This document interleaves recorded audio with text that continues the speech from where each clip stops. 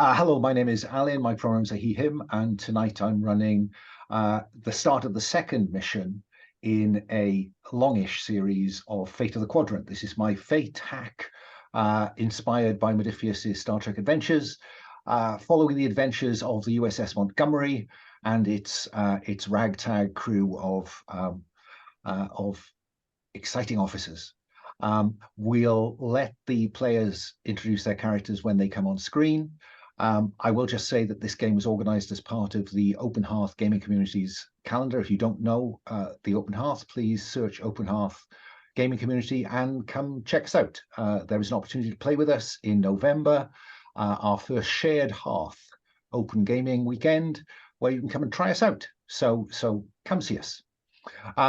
We are playing within the Open Hearth terms and conditions, so to speak, our code of practice. We're also playing with a series of layered safety tools. We're playing with lines, veils, the X card.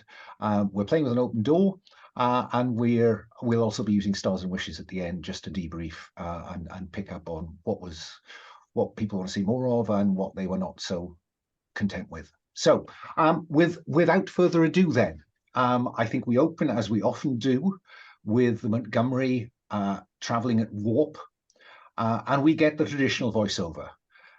So, Will, over to you.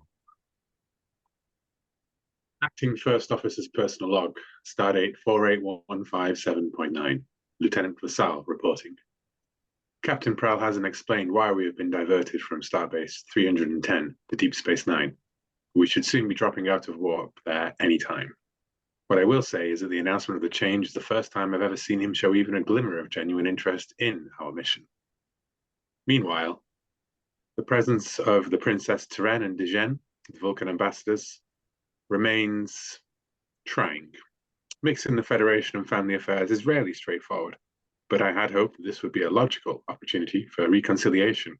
Still, as I have come to understand in my time in Starfleet, logic has its limits, and so it appears to my parents. That's great. Thank you.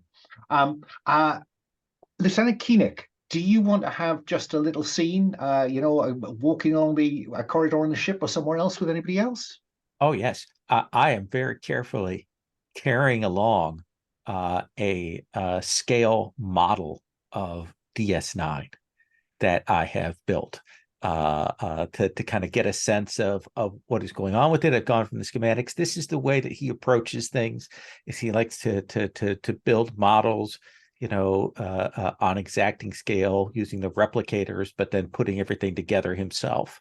And he's very proud. It has, however, taken up too much space in the lab, so I am carefully transporting it to my quarters.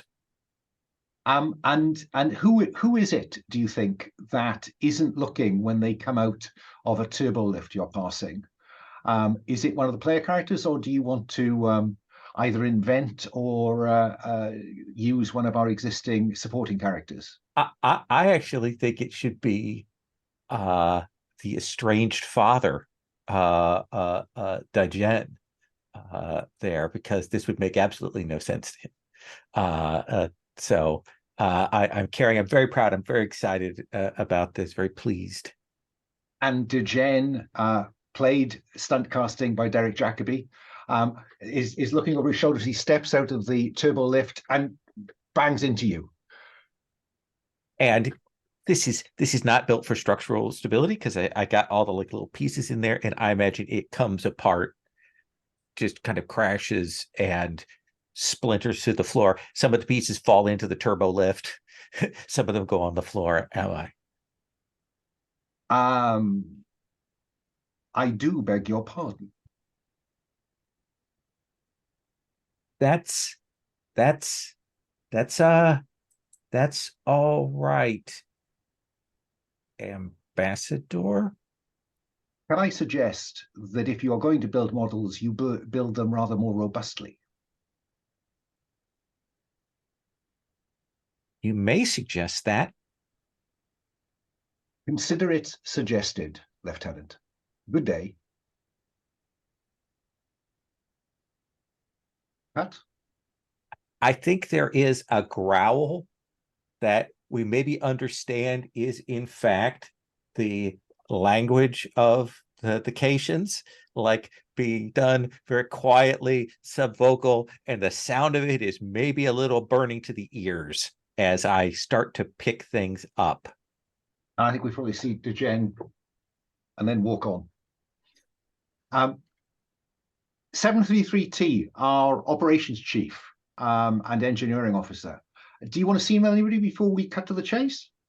Yeah, I think I sort of come out my quarters, maybe, or our quarters actually, a little bit after this incident. And I'll see my roommate, picking up these pieces, and I'll see the ambassador wander off, and I'll just say to Lieutenant Koenig, I'll be like, that is terrible. That took a lot of time and effort, I presume. Yes, it did. Yes, it did. You must be slightly annoyed. I am more than slightly annoyed, but I've come to understand from our weeks with the ambassador that some forms of courtesy are not in the Vulcan lexicon. I would agree with you. Clearly, we can't take action openly against the ambassador. But the model, that may be fixable. Oh, it most certainly is. Most certainly is. What did you use as the main component? And I'll start talking about the etched plastic pieces and all of the engineering bits of it. Very well. Well, clearly in engineering, I have large access to our replicator stores. I will get you if you send me the file, I will get the pieces printed in titanium. Oh, absolutely. You've got better tolerances on your replicators down in engineering than I have in the lab, so I would love that. Certainly. While I'll never be able to give you back the time, you may get a better model out of it. Something good needs to come out of something bad that's happened. And is That's that a good cut? motto? Nice. And I think as we're getting used to, that is the point when Commander Prel comes over the address system to say, "Command crew to my ready room, please." And we'll cut to the three of you and acting head of security, Ensign Thevelic, sat in his ready room, where he explains that we will be arriving at DS9 soon, and I'm going to give the entire crew shore leave. So you spread the word and enjoy a week, I hope, at DS9. They'll take the dilithium off our hands, and I think the crew have had a long trip out. So shore leave. Any questions for the captain? We have an opportunity to visit Bajor as well, Captain. Frankly, Koenig, I don't care what you do with the week, as long as you're off the ship. Yes, sir.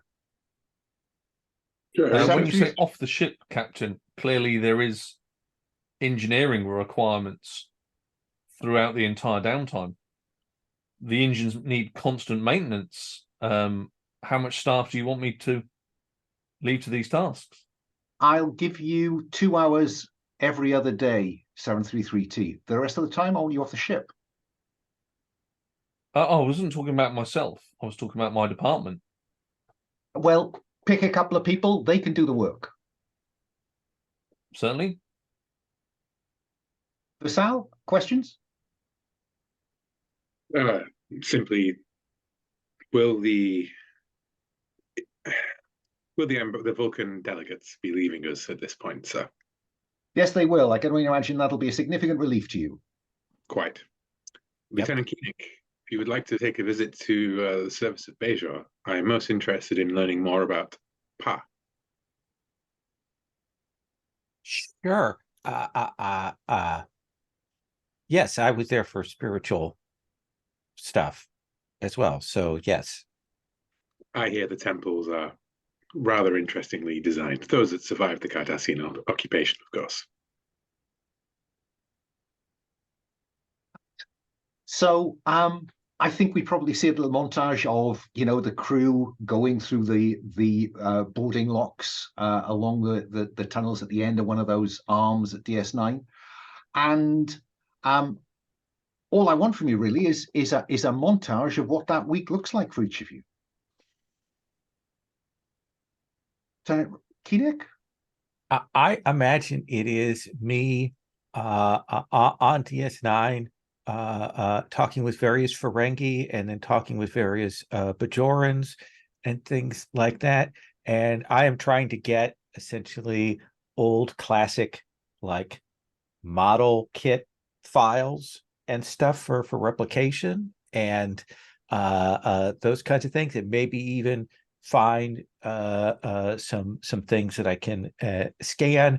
And I imagine that once we get to Bajor, I'm kind of like doing that, but I also feel obliged to go along with Vasal. Well, let's deal with your search for model parts first, shall we? Yeah. Because, well, my friend, if you want something, I can find it for you. Says Quark, the owner of Quarks on the Promenade. So what exactly do you want?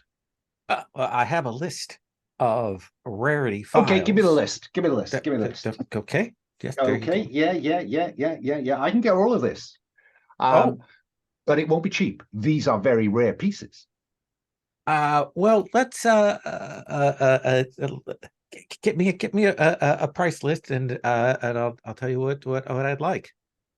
I think that Quark will give you an enormous number. A month's salary in a world that is, doesn't have salaries really. Oof, that is quite a bit, sir. Well, do you realize how rare these are? You must do. You're a collector. You know about this stuff. Yes, I do. Who intervenes to stop Quark ripping you off, Keenek? Oh, I would actually like if it is O'Brien. Fine, Chief O'Brien. Chief O'Brien intervenes. Now, Quark, I've told you before, you shouldn't be taking money from visitors. Quark said, Chief. And then the chief will offer you a drink, Keenek. Oh, yes, sir. 733T, what's this week look like for you? I think it's in engaging in holodeck simulations with Worf. Now, I am highly skilled in a phaser, and we all know Worf is probably one of the worst shots that there ever was to warp the entire Starfleet cosmos. So I think I've given him a good shoeing in any kind of ranged combat that he's engaged in. And he's keep pushing it into physical combat. But I'm like, no, this is the primary Starfleet weapon. You must practice more, Worf. I don't like losing, Lieutenant. Losing and winning are just different sides of the fate coin. You must experience both. I don't need to experience both. There is honor in victory. I have all the honor because I have won most of the time. There should also be honor in losing. I have yet to be convinced of that, Lieutenant. Good day. Marches up the holodeck. Vasal, what about you? I will almost certainly see your parents leaving the ship. And I think it would be quite nice if you see them go. Where are you when you see them leave the ship or arrive somewhere on DS9? I think that I'm already on the promenade, leaning out over the The thing is, we see the passengers disembarking, and they are met by Commander Cisco himself, and taken away. And as the camera pans up, you see Vassal staring out over them, and then I think you see this local security officer lean over and say, that's the first time I've ever seen a Vulcan look sad. And Vassal will simply turn and smile tightly and say, and this is the first time I've ever met a changeling. Is that what you are, Commander Oda? You've read my file, I presume? Yes, most fascinating. Most people do. Yes, well, before coming to DS9, it's better to be prepared. Tell me, you grew up here, yes, on Bajor? I have spent a lot of time here. What do you know of the prophets? Oh, the prophets are they're child stories. The Bajorans are keen. You want to talk about prophets? You talk to Major Kira. Perhaps you could make an introduction as we start. I think he stares off through the viewing platform, and you see the wormhole open up. And yeah, that's what Vassal is going to spend his time doing. I think perhaps the last bit of that montage is over in Quarks, panning back from where Koenig is having a nice gentle beer with O'Brien, while Kira is several drinks in, and Vassal is several drinks in, and she's explaining the prophets, but then doing and during the Cardassian regime, the hope of the prophets is the only fire that keeps you going if you burn down the souls of your oppressor. And so I was like, fascinating. I'm curious, 733T. What do you do when a couple of your team come to find you on the promenade and say, do you know anything about a Master Chief Graves?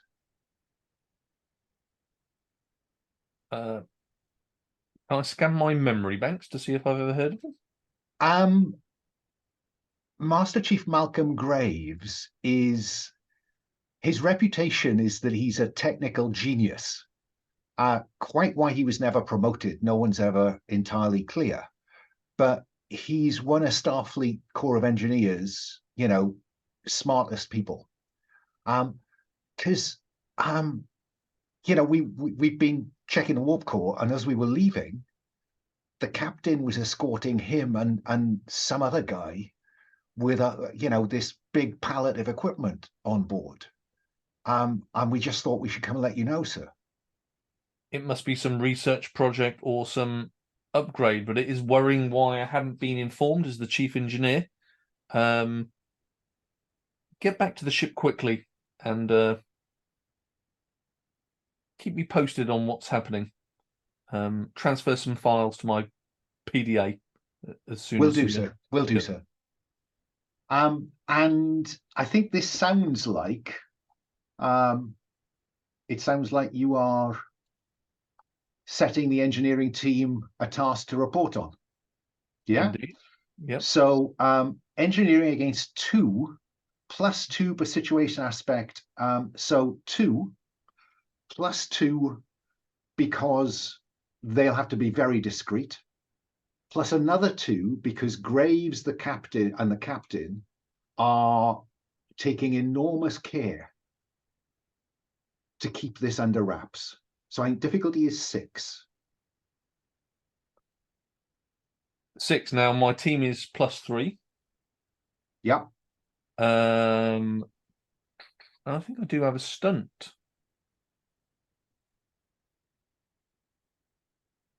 Are they yellow or red alert? No. Okay. No, everything's it's all quiet. Condition green. Sorry, I should have altered the ship. There we are, condition green. Yeah, so +3. So 7 against 6, success by 1. They come back and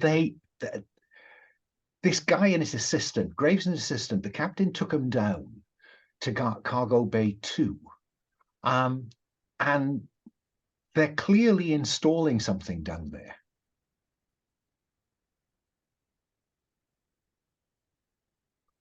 That's all we could tell, sir. We can't, unless you want us to kind of show ourselves. No, remote monitoring is the best method.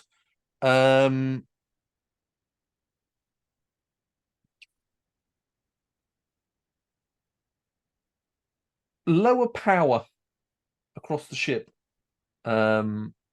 team. Yeah. If anybody asks, say it's routine, you're taking one of the nacelles. In fact, take one of the nacelles offline for routine maintenance. Okay, sir. Basal and Koenig, what about down on the planet? What about a little picture of the pair of you being tourists? I think one of the things is that there was a significant Bajoran expatriate community where I was growing up. And so I kind of know in that way that somebody who has been around somebody of a foreign persuasion and then goes to that country is maybe completely off in that way. And I'm trying to explain things, from my own perspective, and I've kind of have misunderstood some of it. But trying to show off a little bit. Yeah, that Bajoran cuisine is different on Bajor than it was at home. Oh, this is much more garlicky. Basal, what about you? You had not prepared me for the levels of spice in Bajoran food, Lieutenant Koenig. Yeah, would you like my water? Yeah, I think so. Oh God, I'm sweating it out my pores. It's gonna be in my fur. Yeah, I think I'm happy with that as we sit. I think in front of a like a temple of like a sort of veranda, and you see all of them in their little religious robes and everything going past, and some of the local Bajorans making offerings. Tall hats, low hats, yeah, absolutely. Yeah. And perhaps because we're still quite recent from the Cardassian occupation, right? Like maybe there's a ceremony for the dead, going on. Yeah, some memorial service, yeah. Yeah. I do want to ask, like at some point, like at the end of that meal, I will say, did you have any chance to interact with your parents? There were many opportunities to interact with my parents. There were many chances, but I suspect you are not being literal in your words. Some of those chances that I took, or that were forced upon me, were not fruitful, I'm afraid. My parents remain devoted to the Vulcan philosophy to the extent of all else, and they do not appreciate my attempts to understand other cultures as more than a simple, detached study. I wonder sometimes what they would make of such a place as this. I know this probably won't mean that much to you, but, and I mean this in the best possible way, they didn't seem like parents to me. I appreciate the sentiment, Lieutenant Koenig. I would say that by Vulcan standards, they are excellent parents. And again, another little small wry smile. And I think maybe he'll stand up, look around, and say, now, I wonder if any of the bars on Bajor are as good as Quark's. Only one way to find out. 733T, across these next several days, the crew, your engineering crew, when they're taking these brief periods of time just to check on the warp core, they can tell you two things, I think. One, they haven't been able to take anything offline because clearly there's a command code override in place. So the captain appears to have transferred a significant amount of power control to Cargo Bay 2. And two, whatever they're putting in there is draining quite a bit of power at intervals. So whatever it is that they're installing has quite a high power demand. Do you want to do anything else before your week is up? Yeah, I'll like to use insight to create a boost. What's this gadget's name? Malcolm Graves. He's in the NPCs. And you're not going to get a Scottish accent for him any more than you got an Irish accent for Chief O'Brien. Yeah, I'd like to use insight to create a boost. I know something about Graves because he must have spent some time on DS9. So by sniffing around the bars and things like that. Yeah, I get that. So this sounds like create an advantage, discover some aspect. Yeah. So go ahead. I think difficulty is going to be 4. Seems he was here locally. Seems a bit high. He's a very private guy, so you'll get that for nothing. Okay. 1. 1. Okay. So you succeed and get 1 free invoke. No. I think 1 against your 4. Oh, I beg your pardon. Sorry. Success by 1. I thought you meant. Okay.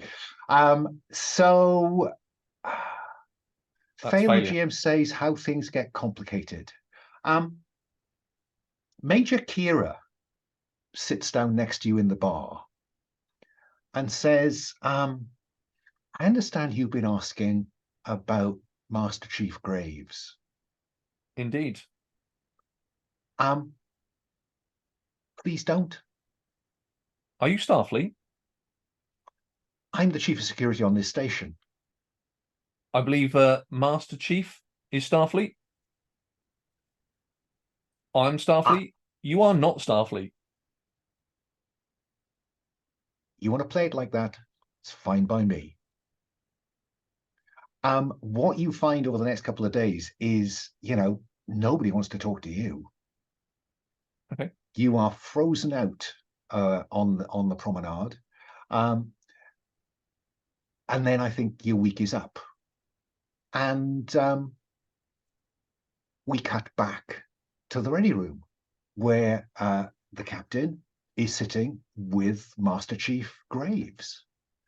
And he says, so Master Chief Graves is going to be coming with us for the next step of our itinerary. And 733T, I'm afraid Cargo Bay 2 is off limits. I've put a command code in place, so please keep your people away from it. Vassal, I'd like to take a close look at this wormhole. Here's the details I've got from the station on departures.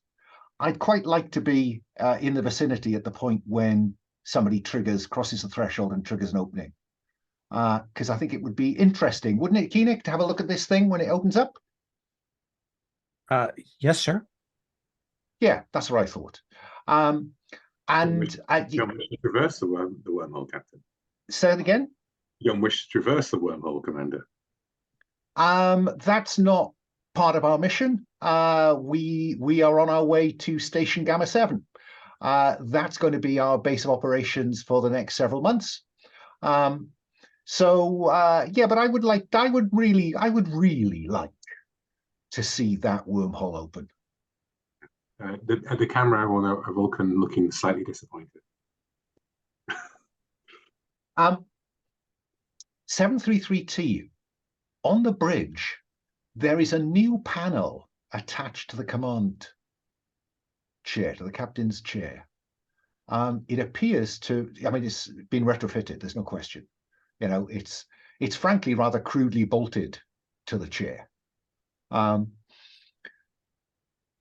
Any questions, any activities before Captain Prel has us leave DS9?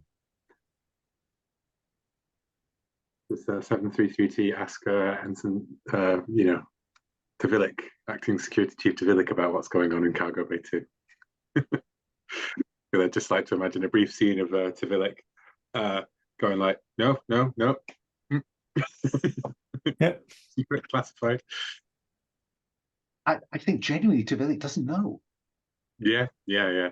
I, But that's it what I is a mean. mystery. Maybe he's giving his the impression that he knows. No, that's top secret, classified, and he's broken down to like, look, it's so classified they wouldn't tell me. I'm Um, chief of security. Enoch, any questions? Any? I think the thing there is a little bit of me going back and blowing about half my monthly salary on stuff at Quarks before I come back onto the ship.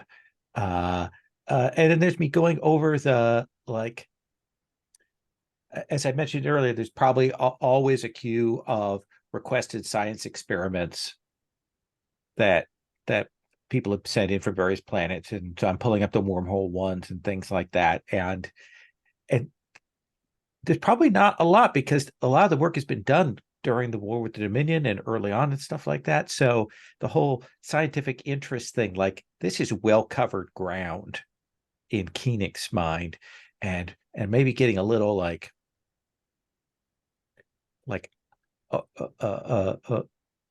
weirded out by this.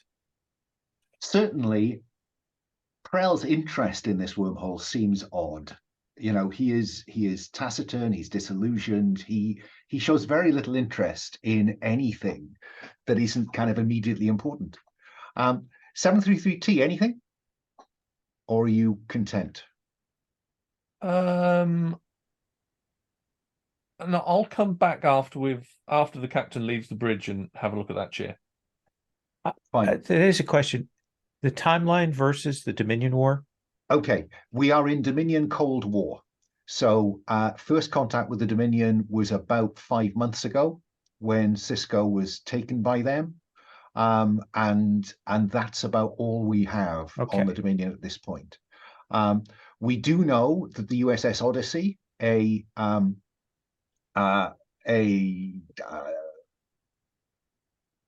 Enterprise class, Galaxy class, was destroyed by people called the Jem'Hadar.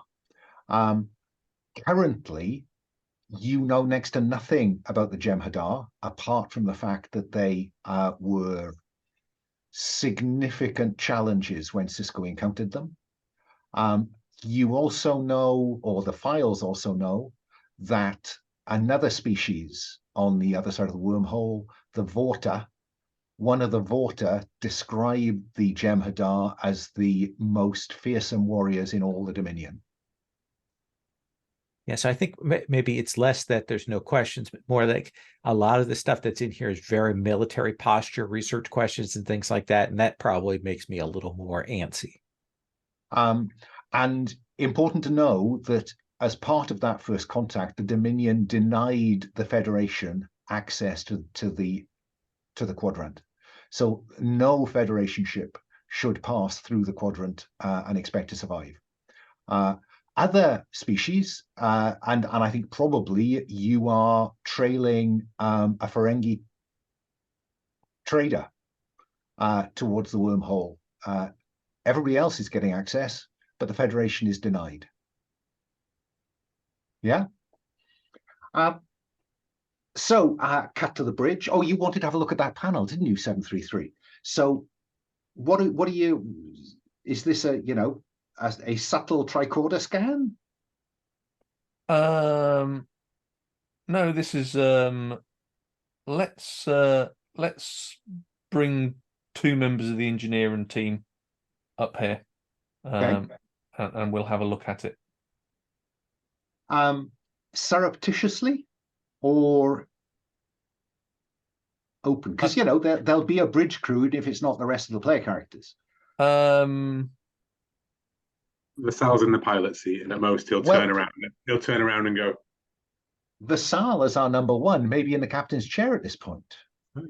Yeah. I'll say to him, look at the very poor construction quality. I'm sure if me and my team look at it, we can integrate this into a new chair. It is substandard. Yes. It's rather interesting how this is usually far below Starfleet's standards. Yes, and while Cargo Deck 2 is out of bounds, The captain said nothing about working on bridge equipment. I have to see that the collective did not eliminate your curiosity, 733T. Of course, improvement at any stretch.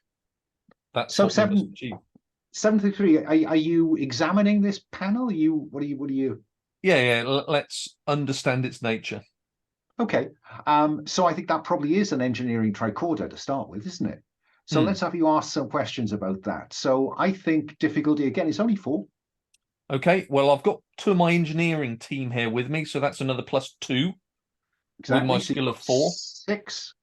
Yeah. So you're rolling 6 versus 4. How could this go wrong? So that's now +4 over. Okay, so 4 over, that is success with style. So you get an answer.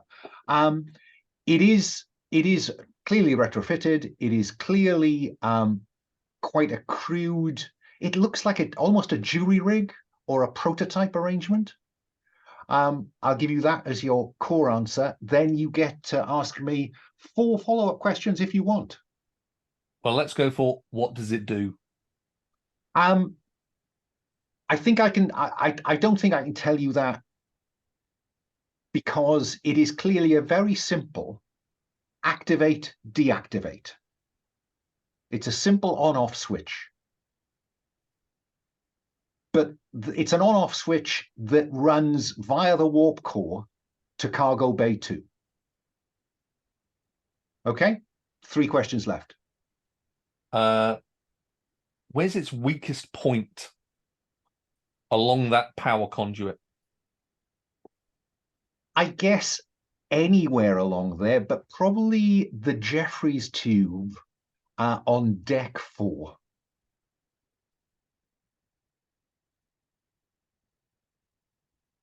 Because the power conduits have been run through those. It's retrofitted the power conduits as well. How long would it take to power up whatever it is? I think that probably just depends on how powered the warp core is. Routinely, you think this is a straight on, straight off. You're not certain this is kind of, this looks like. But if it's got a power drain, what are those? You said it'd refit the power conduits. Mm-hmm. What are they gauged at taking? For instance, like 3-gauge wire against. Oh, I see what you mean. 28 wire. How much juice is it designed to suck? In game terms, it's designed to suck one of your engine points away. Right. So the Montgomery has 3 in engines. It would reduce it to 2 if this was activated. Okay, so a third of our overall power. Yeah. So okay. A lot of power, in other words. One more question. I'll keep the last question. Okay. I was getting to the juicy stuff, but never mind. Captain's on the bridge. Vassal back to helm. Koenig at science. 733T at ops. And the captain in the desk. And with him, standing by his shoulder, is Master Chief Graves.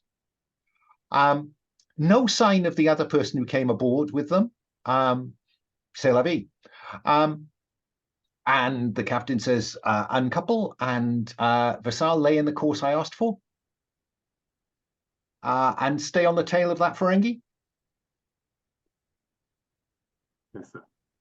I want to see them trigger the wormhole, and Koenig, run a full spectrum scan of the wormhole for our records. Engage. And you follow the Ferengi. And as the Ferengi crosses the wormhole threshold, it opens. And then the captain says to Vassal, alter course 13829. Vassal, that will take you into the wormhole. What do you do? I look at the captain and say, Captain, that will take us into the wormhole. Follow my orders, Vassal. Understood, sir. And as he pushes forwards, the ship moves forwards. He says, he turns to the ensign, to Vilik maybe, who's sat in the chair next to him, and says, The Bajorans believe that their prophets reside within the wormhole and have guided them throughout the centuries. Perhaps we will encounter them here too. And you're in the wormhole. My ready room, please. Koenig, Ops, Helm, Security. And he marches out to his ready room. Where in the 20 minutes it takes you to transit the wormhole, he briefs you. The scans that you obtained, 733T, of the pack-led power source, that Polaron source, there were similar traces found in the ruins of New Bajor when these Jem'Hadar destroyed it. We've been ordered by Admiral Ross through the wormhole to survey the ruins of New Bajor in order to check whether those Polaron residues could be pack-led.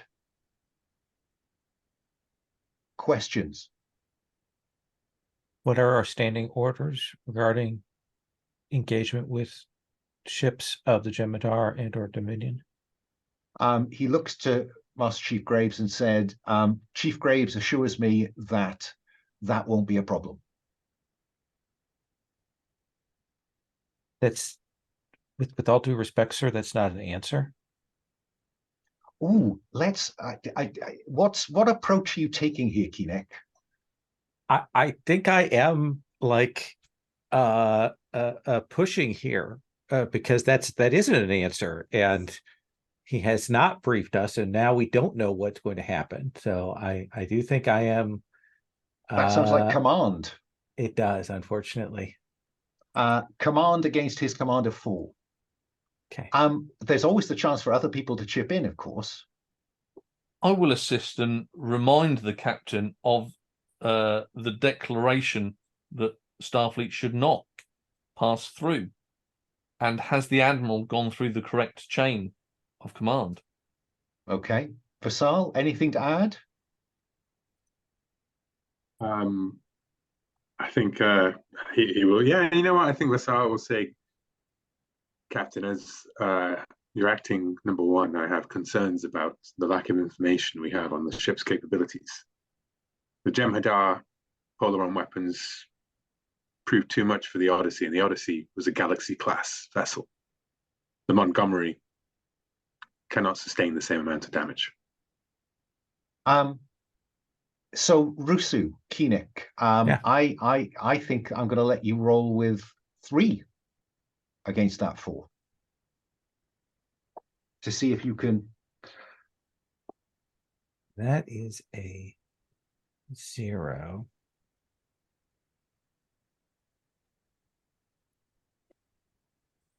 So currently, what are we looking at? You've got 3 against 4. You've got a -1.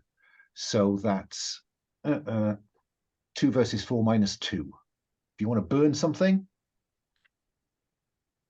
Yeah. You can't live if you don't survive. Fine. Burn a fate point. That gets you to a tie. Overcoming him, fail give or me, the wait, yeah, so -1. Yeah, it gives us to a tie. Yeah. fail or the GMA offer success at a minor narrative cost. Or do you want to push it further? Or does somebody else want to push it further? Could we invoke one of his traits, aspects? Go ahead. What have you got in mind? I think what I would like to invoke is that he's a disillusioned Trill captain, and therefore perhaps views his orders from Starfleet to keep all of this top secret as so much bureaucracy compared with the people who he's going to be relying on out here. I like that. Burn a fate point. That gets you to success, Koenig. And he looks down and then says, you will have noticed a panel. Oh, go on, Koenig. I say out loud, log recording off.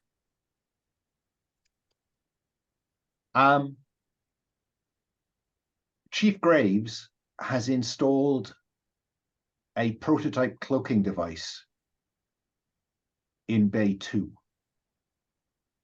The panel on the bridge will activate it. It will cost us some power, but that is how we intend to stay below any Jem'Hadar radar sensors. Question still stands. Sir, what are our orders regarding engagement with the Jem'Hadar or Dominion if we are detected by ships from there? Are we to engage with smaller ships? Are we to withdraw? What are our standing orders? We are to withdraw. Thank you. That's all I need to know, sir. We're not here to face the Jem'Hadar in a head-on. We are here to get in under the wire. We're here to put a party on the ground, take the readings from the ruins, and get the hell out of this place.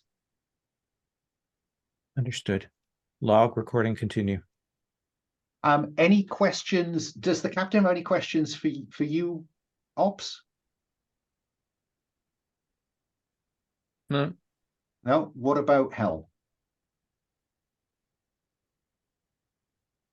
What are our orders if we find any survivors of New Bajor? You bring them home. Does this supersede our orders to avoid contact with the Jem'Hadar? I would need to make that decision in a non-hypothetical situation. I hope you will make the right choice, Commander Prel. You have my confidence that you will. Well, number one, you will be the person leading the away team, so maybe the decision will come down to you. Excellent, sir. Form your away team. We expect to be through the wormhole imminently. Ops, science, back to the bridge with me. Vassal, get organized for a landing party. I think that's probably the point where we'll take our first break. So if we take a break now until just a couple of minutes past the hour, yeah? See you then. And we pick up after our commercial break, coming out through the other side of the wormhole, and there is bated breath as the captain activates the panel, and the cloak comes on. Now, I've put down the bottom of the Chief of Operations bridge console activity, prototype cloaking device. So when you want to cloak the ship, one of the bridge crew present must spend a fate point while operations reduces engines by 1 to divert power. And you automatically create the aspect cloaked with 1 free invoke. So I think it's either Keenek or 733T who need to spend a fate point, and I will knock engines down from 3 to 2. Which one of you is going to spend the fate point? Oh, you are muted. I don't think we should. Well, what is the hostile action? Mechanically, that's what it takes to operate the prototype. Yeah, but I think this is to avoid hostile action. Like we're doing yeah, tell me about the environment. What's around that's causing I us see to what you have mean. to engage it? Well, because he wants to know it works. Captain, it seems odd to test anything in a combat situation. Well, there's no combat yet. He wants to know that the cloak works. This is the first time you've operated it. We could have since fitting tried it it on that side of the wormhole. No, we can't. I can't explain to you why, and he looks around the bridge, here, 73T. You just need to know that the Federation cannot operate a cloaking device on the other side of the wormhole. Okay. Captain, Systems engaged. Good, good. Where did that fate point come from? That came from me. Thank you. He's satisfied it works. Vassal, who do you want in your away team? And which is an invitation to the other players. Who do you want to take on the away team? Keenan, you want to go? Take somebody else. I think Keenan has to go. I mean, this is scanning and sciences and stuff. It would be a dereliction of duty not to go. 733T?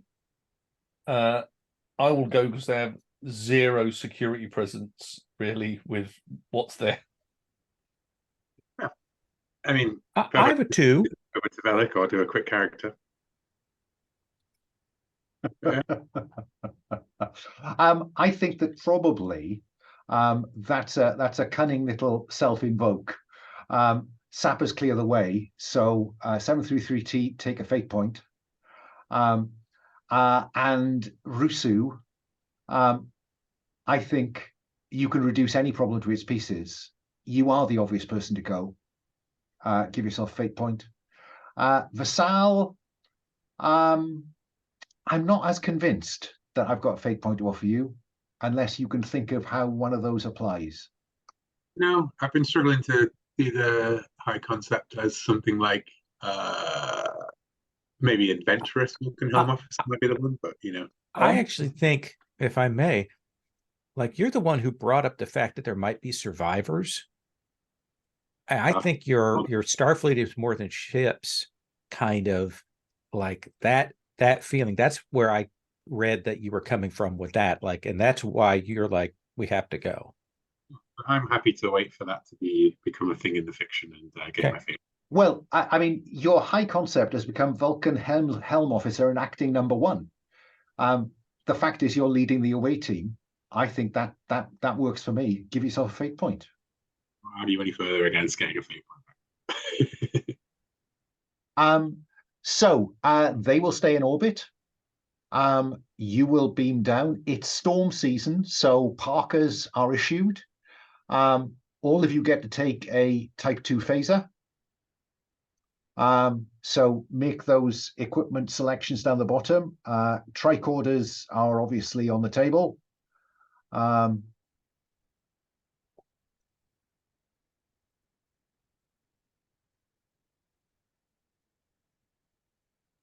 assume a Type 2 phaser works largely the same as a Type 1 phaser in terms of yeah, equipment. Except it's got more power, so you won't have to spend a fate point to use it after one scene. Cool. Yeah, so there's a drop down under phaser that will allow you to select a Type 2. Of course there is, Alan. Of course there is. Where was I so dubious as to think that there was a... How did I doubt that the Type 2 phaser wasn't on the sheet somewhere?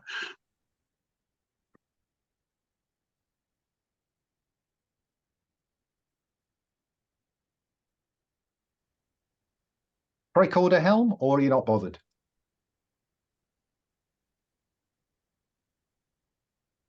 Sal, are you going to select that tricorder as well?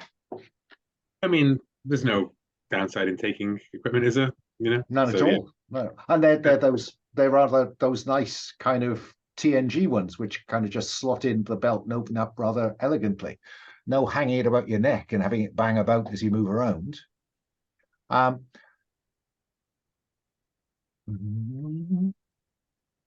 Chief Chew does his thing. We must get a picture for Chief Chew. And you materialize among the ruins, the rain-swept ruins of New Bajor. What is it, 733T, that shows just how complete this destruction was? I think it's the let's go for a bit from like Star Trek 2, because it's by far the best Star Trek. You know, it's the wind, it's the very poor visibility. Yeah, let's have those as 2 environmental aspects. Fine. So we've got poor vis and wind. Brilliant. Vassal.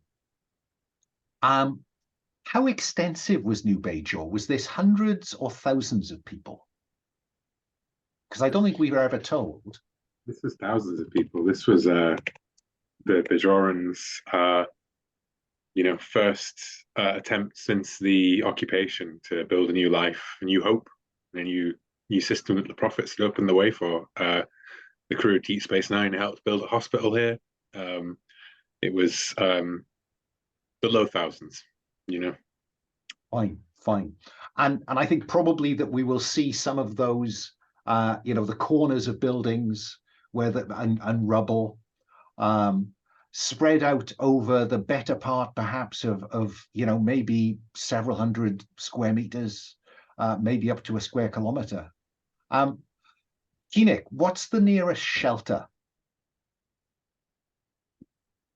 I think there has to be some underground stores that were set up early on, caves that were melted out with phasers for underground storage and stuff. We said there's a storm season, so they would have had that kind of protective thing. Fine. So so you've got a couple of choices here. Do you head down to one of those storm bunkers to kind of get organized, or take a bit of shelter in one of these kind of ruined buildings, so that you can then kind of organize yourselves for this survey? What's your thinking, Vassal? I think Vassal will point to the largest still standing structure, like of any sort of the structures that's still standing, and I think it's the Bajoran temple that's been. Yes. It has a huge hole blown in it, but remains the superstructure remains largely intact. And bits of the roof have fallen in, but yeah, good shelter. Wind howling, and then as it sort of the camera pulls back, the wind it becomes clear through the howling winds and the sweeping dust and everything, and we'll see the three of us set forth towards the temple.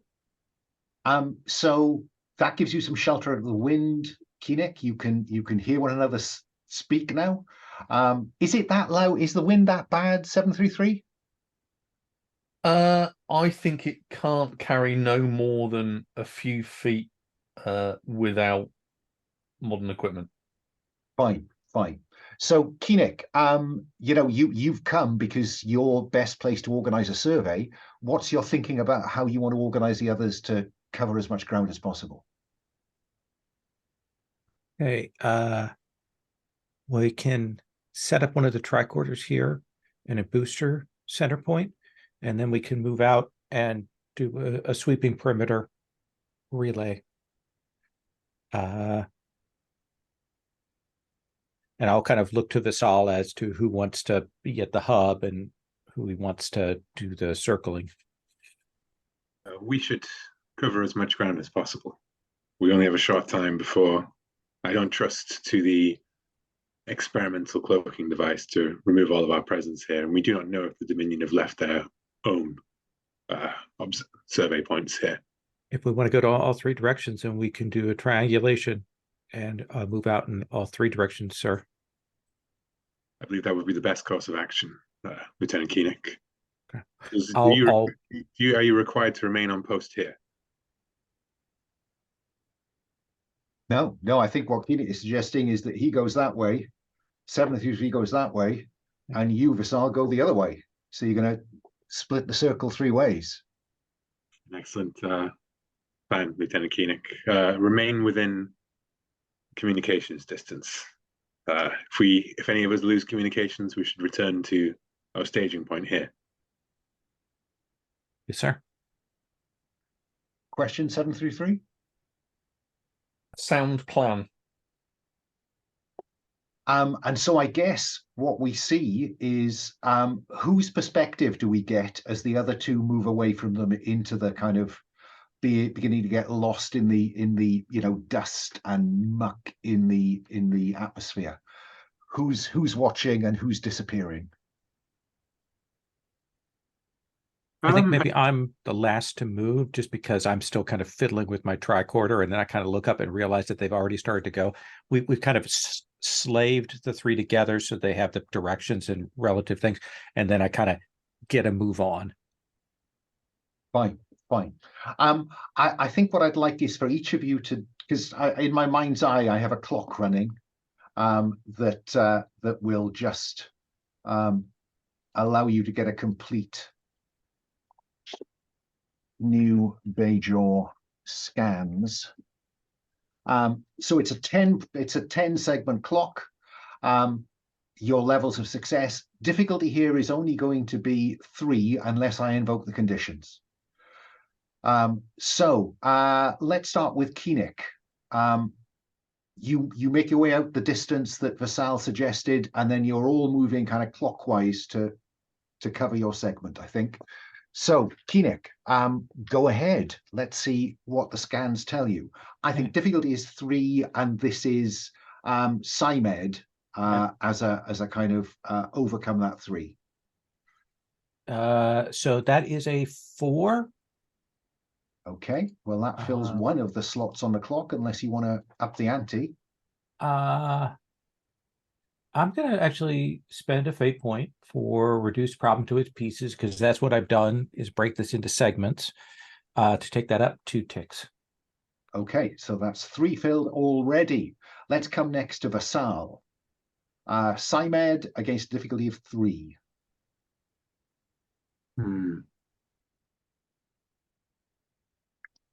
Unless you've got a stunt that has an impact here, but I don't think you have. I don't, but I think that as Vassal, as the others move away, I think that what Vassal would actually like to do is to climb the temple.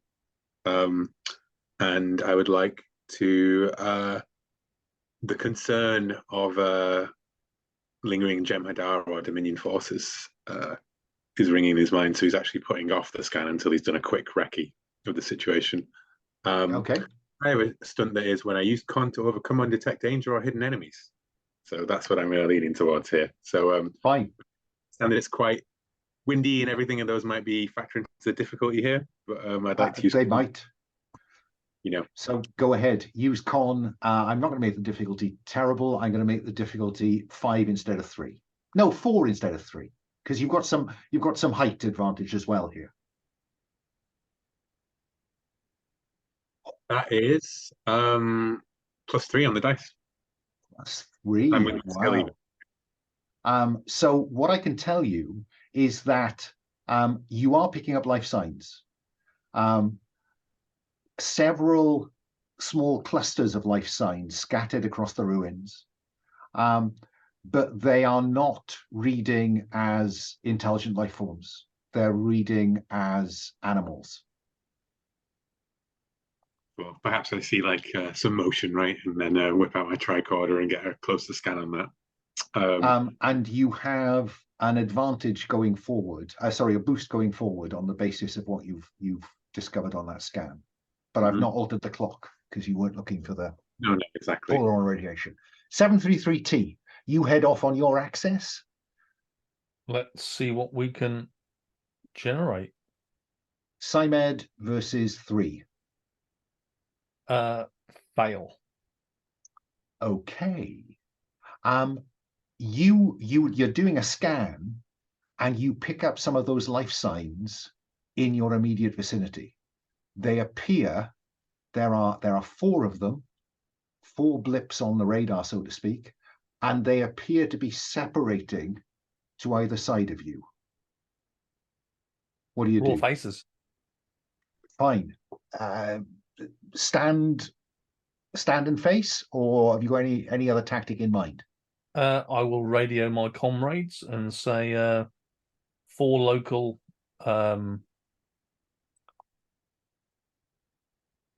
fauna approaching my location. Okay. I've added them to the NPC tab.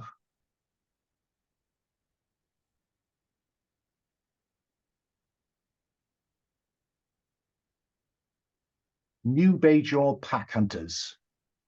Keenik. I would like to invoke something against us to get a fate point. I think I'm going to say something here. Go on. Which is, be careful about discharging phasers, especially type 2, as if they have any scanning things left on the planet, they'll likely pick that up. I'm very happy to give you a fate point for that. So 733T, there is now, that's a possibility for me to spend a fate point to make life difficult for you.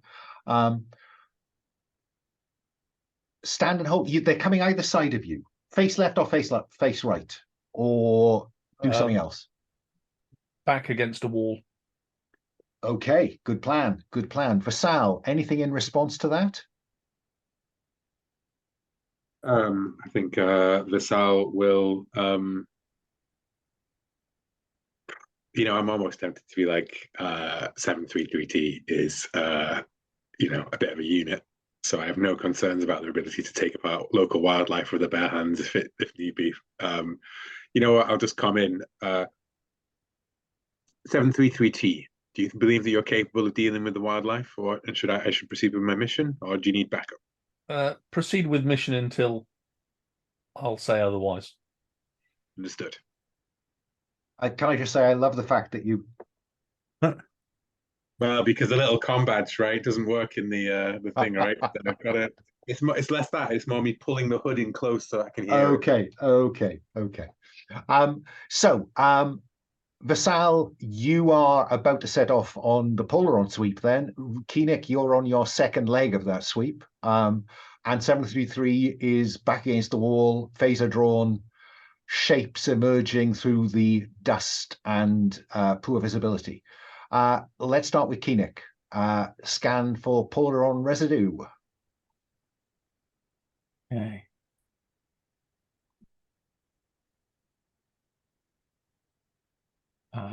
So 2 minus 1 is a 1. So I've got a 5. 5 against the difficulty of 3 is another 2 on the clock. I'm happy with that. 5 of 10. Vassal, the first leg of your sweep. Let's try your Psymed. Difficulty is 3. Plus 3, I'm at a 0, and then I have a 1 in Simon, so I'm at +1. +1. Past the halfway on the scan. 733T. One of them comes out of the dust and wind to your right. What do you do? Is it threatening? Oh yeah, it's coming for you. Let's shoot it. To hell with the risk. Fine. Go ahead and attack it. So its defense is they defend at +3. But I'm going to spend a fate point, I think, because I never spend enough fate points. I'll spend a fate point to invoke the difficult conditions to make it difficult to draw a bead on them. So it's quite up close when you fire. Go ahead. Difficulty is 5. 5. So I've rolled +4. So 7, 8, 9 versus your 5. 4. Strike 1. Strike 1. Down in a heap. Is that a massive success? That is success with style. What do you want to do? I know their weak points. Okay, you've got a boost. Yeah. Yeah. So yeah, if you can catch them center chest, body of mass, that's better. That was the alpha. So you've got 3 of the pack mates coming at you together. 2, 3, 4 is the difficulty, but we'll come back to them in a moment. Any comms going on, or are you just toughing it out? I think on the last comms I've sent, I think I'm within those parameters. So okay, I think we're good. Okay, Keenick. Third leg. You'll be back at the temple soon.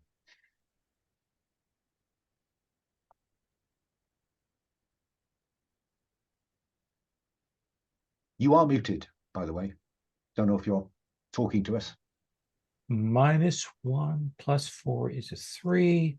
That's a tie. I'm a science officer. That's my high concept. So I will spend that fate point to get another 2. Yep. Carrying all the weight, Keenick. 8 of 10 in terms of collection of data. Vassal, you're on the second leg of your scans. Or are you distracted in any way? No, I'm on the second leg of my scans, I think. Go ahead. I'm confident in 733T's ability to handle this situation. I've sent them, build packlets into space. That's a tie on the die, and it's a 3 difficulty, right? Yeah. So that's a +1, which brings it to -2, which is a fail, or you offer me success, a major narrative cost, or stress to reflect the extra effort needed. Yeah, burn some stress if you like. Yeah, why not? I haven't had any stress yet. You're tense. You're tense, I mean, how much do you want to burn? I mean, How positive do you want to get? I just want to take it to a 0. I think. Okay. Yeah, I think... 0 won't impact the scans, though, remember. Oh, really? Okay. Then let's take it to a 3, I think, as perhaps it is that what I think the stress is? I think the stress is the burned out homestead of a Bajoran family. Classic A New Hope, Uncle Owen and Aunt Beru's farm sort of style. And we won't see the detail because this is Star Trek after all. But yes, I think there are bodies in the rubble, or maybe body parts in the rubble. 733. A bone that crunches right underfoot, and then ash through his fingers as he stands up and looks at the tricorder. 733. You attack them. The packmates are going to come at you with a total of 4, so you're going to defend against their 4. And again, I think I'm going to spend another fate point to make that difficulty 6. Oh, yeah, packmates. There's an alpha and 3 packmates. Those aren't packlet pets, are they? No. You had me worried there for a second. I was like, oh. So I'm +7. Oh, wow. So that takes one of them down. So you do some harm on them. So let me just check my taking action. You are defending. If you could be harmed, if they take effect as stress. So plus how many? +1. Well, no, I'm +7. So what was you +6? 6. Yeah, so +1. So one of the 3 goes down. So we got 2 packmates left for you. Difficulty is now +3. I think that probably you are returning to the origin point of your scans, Keenick, followed by Vassal on the third leg of his. You've got the data, right? You've slaved them together. Keenick, you can tell the rest of the team, we've got the data we need. Head back to origin point if you want to. 733, any chance to pause between these attacks? It's your attack next. No, there is only do or die.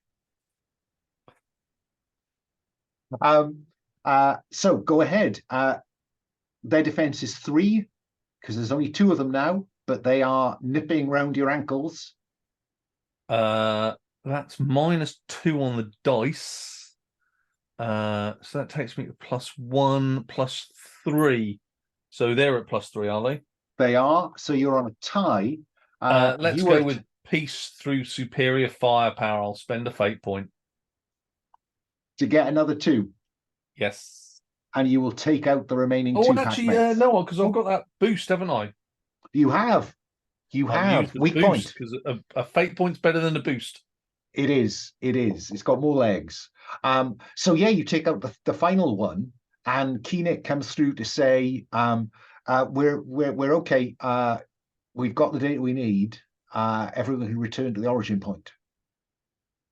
And I will grab one of these creatures by the tail and drag it back to the origin point. Love it. As you come back together in that kind of sheltered temple, the captain comes on. Jem'Hadar dropped out of warp. We're going to cloak. We'll come back for you. Over.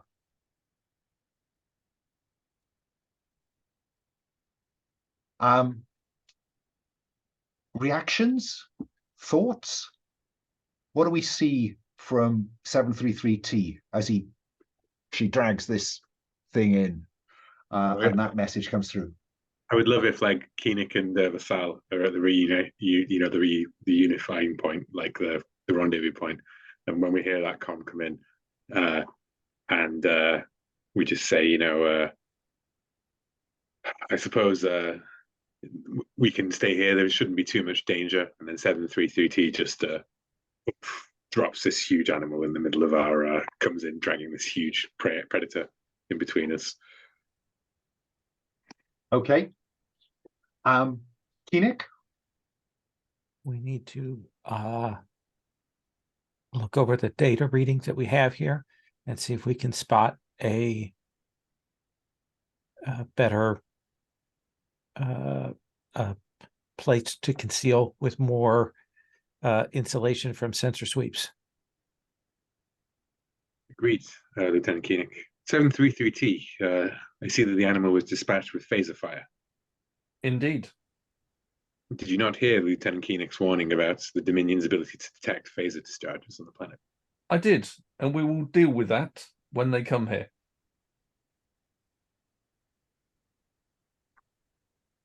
I recommend that we do not use further phaser discharges until the Jem'Hadar have passed. In fact, consider that an order. They can detect it from orbit. Yes. Yes.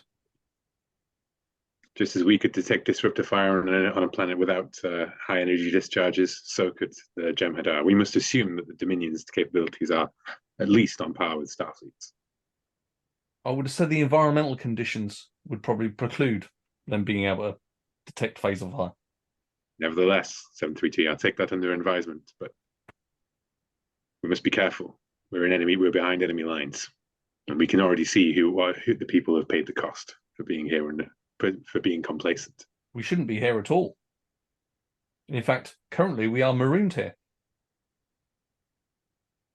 The ship is incapable of beaming us up while they're cloaked. Indeed. So I suggest we follow Lieutenant Koenig's plan.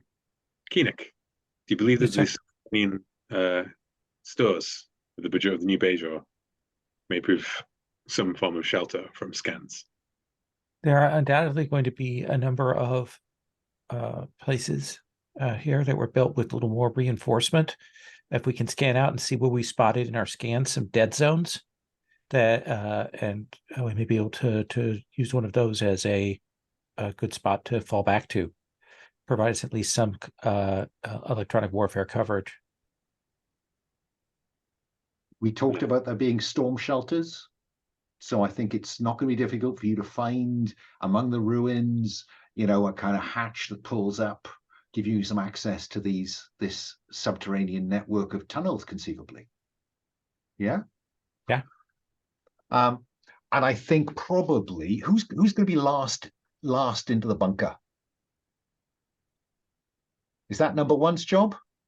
I mean, to be honest, I was kind of imagining our cyborg member of the crew, like lifting up the dust-covered panel, and holding it up, like while the frail humans and humanoids go underneath. If Paul's and okay I guess that 733T is when you hear it's a transporter signal that you've not heard before. Out there in the wind and the dust, it's got a certain pitch that penetrates to you, and we, the audience, will see an away team of Jem'Hadar materialize out there in the mists. Okay. Let me see if I can add them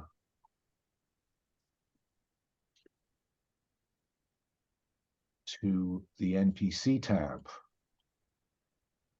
There they are. There are Jem'Hadar on the ground. You're in this storm shelter.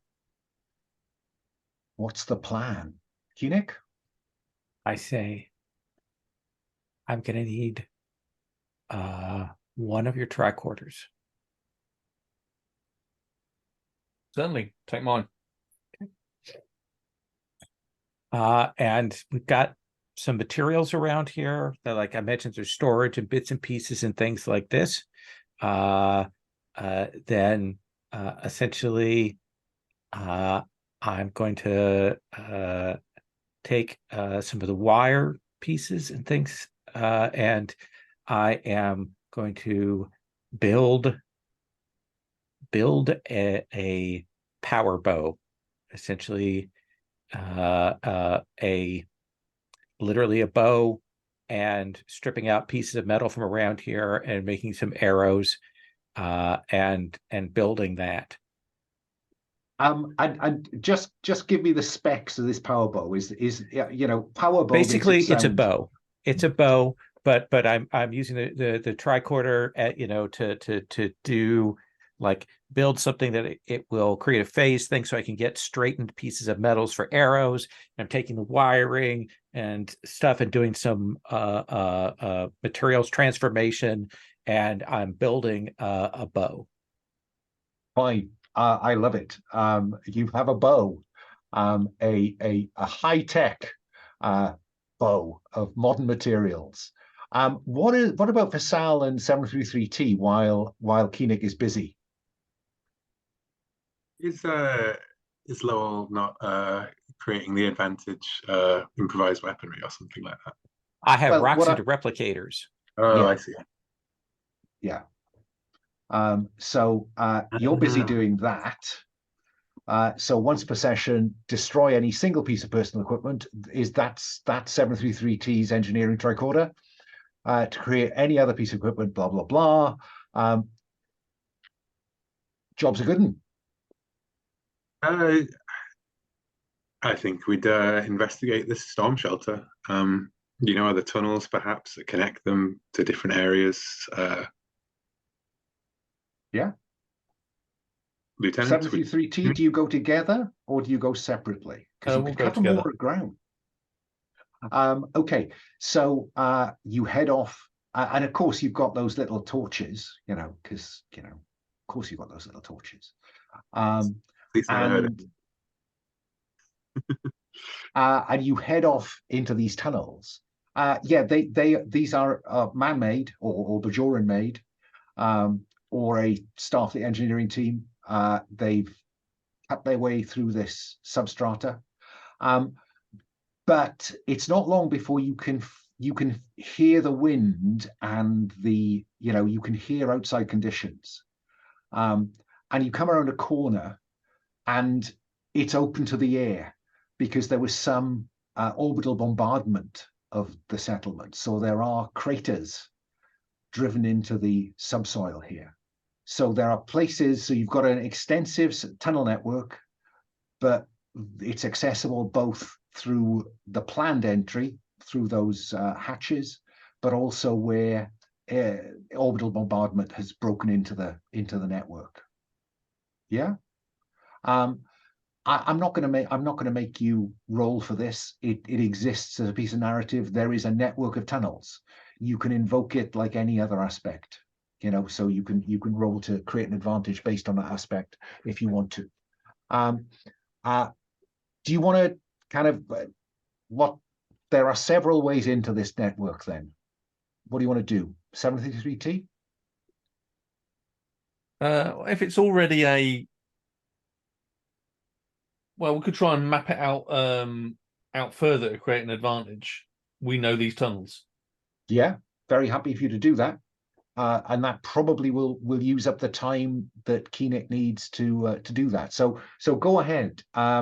I think this is probably a practical engineering task, actually. So I think the difficulty is probably 3. And there are 2 of us. There are 2 of you. So as long as Vassal has some engineering, that's your engineering +1 versus 3. So you're already home free. Well, let's roll just in case. -1, so we're at +1. +1. That's a -1, isn't it? Oh, sorry, you mean +1 Total. altogether. I do. So +1, yes, you have created the advantage. We know the network with 1 free invoke. And by the time you get back, Keenick has built a bow. And you know, it's going to work just like a phaser rifle, in mechanically.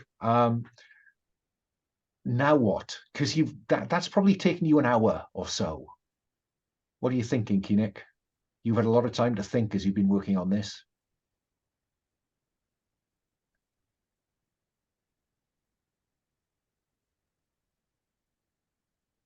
So, question is, they came out of orbit. We're assuming that they weren't picked up by sensors. The ship. Our Well, ship. that's all. I'm kind of talking out loud to kind of Yeah. hypothesize, as I say. That's all you can assume. Right. If they'd been picked up, the situation would have been significantly different. So it could be a coincidence, or it could be that they picked up something and have come to check it out here. They might have a relay transponder, assuming that they use subspace communications like we do. It wouldn't surprise me. So It's not coincidence, it's fate.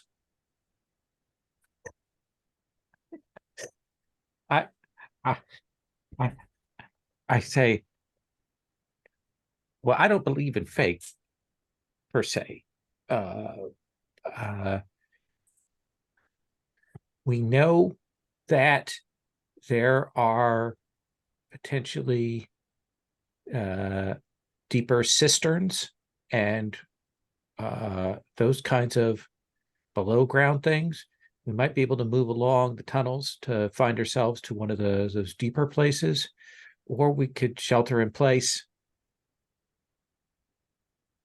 What is our aim here, number 1? Our aim is to avoid detection until Jem'Hadar depart the planet's surface, and the Montgomery can retrieve us.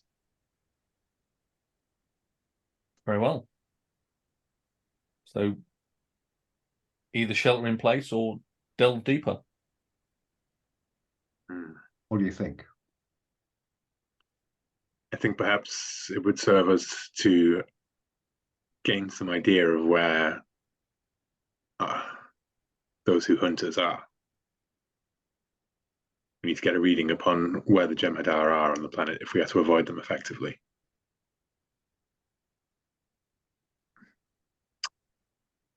I volunteer myself for this mission. It seems hardly a one-person mission to go against, or possibly against, the Jem'Hadar not firing phasers. If we make contact with the Jem'Hadar, then we may as well fire our phasers. Unless we can eliminate them without communication or disrupt their ability to communicate back to their ship. Then any disruption of the Jem'Hadar away team will surely reveal to the ship in orbit, that there is something down here. There are wild animals down here. They could have been taken out by then. Perhaps 733T, you propose an elegant solution to our problems. We isolate one of the Jem'Hadar and either eliminate or we take them prisoner to find out what they're doing here. A cunning ambush. The environment is in our favor. If we can isolate one with the weapon that Keenick has created, we can engage them in range combat if need be. Use the environment to our advantage. One of them could easily have got lost in the wind and the storm. True. I'm wondering if the Alpha you killed may provide us with pheromones with which to lead the local wildlife against Jem'Hadar. If we can disrupt them with a pack attack. Then we can cover our tracks.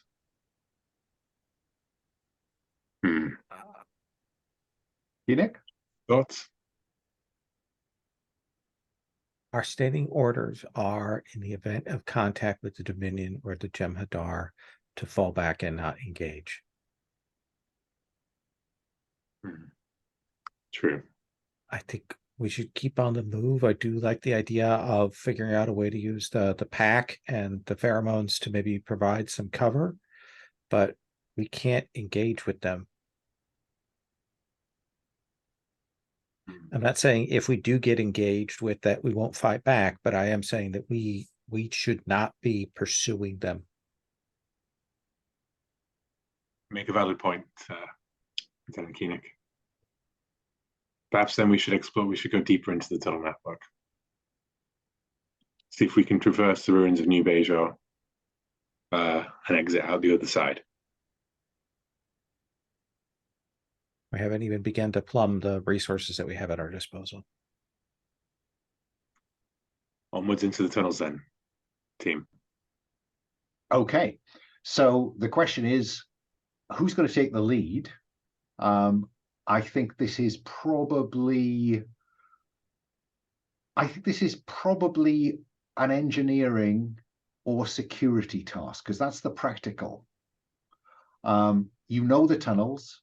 I just want to know if you're going to get lost. Spatial awareness? Spatial awareness, yeah, I could go with con. And I would like to lead my team as the away team. Fine, fine. So you've got that. We know the tunnel network, one free invoke. I think this is a complex three-dimensional maze. It looks like a significant effort was made to live below the surface while the work was done above. So there's quite an extensive network, and it goes down several levels. Difficulty is 4 to avoid losing your bearings, Vassal. Can we do a passive assist to give him a +1? You can. I will do that. No, we can't. Because neither of us have con. Oh, no, neither of you do. Oh, if you're it right. had been an engineering task, everybody could have assisted. Yes, I know. Or even a security task. Yeah, well, I mean, I'm the all-rounder. I can help everybody with everything. So, So I difficulty roll. is 4. Yep. So that's a 9 against and a 7 in favor at the moment. So I will invoke. No, you could fail and have a narrative. What was the difficulty? 4. 4. So you're -2 on the dice. Yeah. Yeah, I'm at -2 overall after all the maths is worked out so far. Because I have a 4 in con as well. Could succeed with a consequence, but well, use the burn the thing for a start. Yeah, I'll take us to 0. Yeah. Okay. And I'm interested in the minor narrative cost, if there is one. Yeah, there is. It's droppings of the pack hunter. It looks like the pack hunters use these tunnels for shelter now, that they're open through these cracks caused by the orbital bombardment. Okay. Yeah, and Vassal will perhaps put out a hand and push down 7-3TT's hand as it goes towards the phaser. So you don't get lost. You make your way lower. Enoch, what do you do when you notice that some footprints in the dust?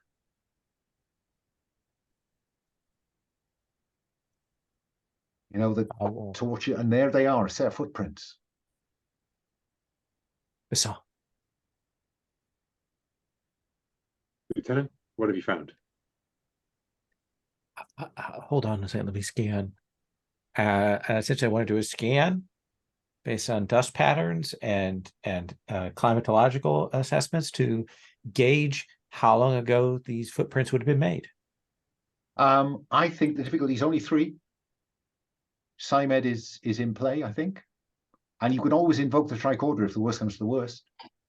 I've got a 5. Success. These are relatively recent. Do they look? We know that the Jem'Hadar are bigger, bootier. They are substantial, as yeah. Vassal describes, substantial units. Do these look like more human-sized footprints or worn-out boots, or what can I judge? I think they look like a child's. They are small feet. These are relatively recent prints of a tiny person. I'm hoping a child.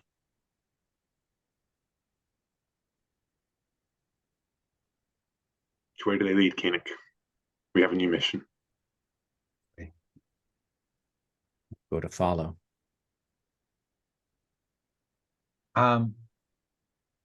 You're following these tracks. They're not, it's not simple, they're not easy, but you make your way and they head down to deeper levels in these tunnels.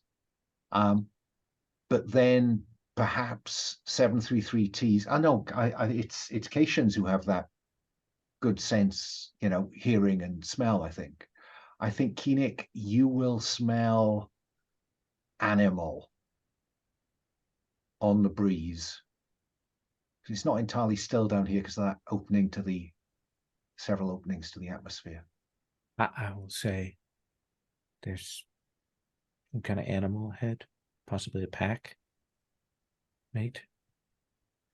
I'll kind of get the bow out. I will look at 733T.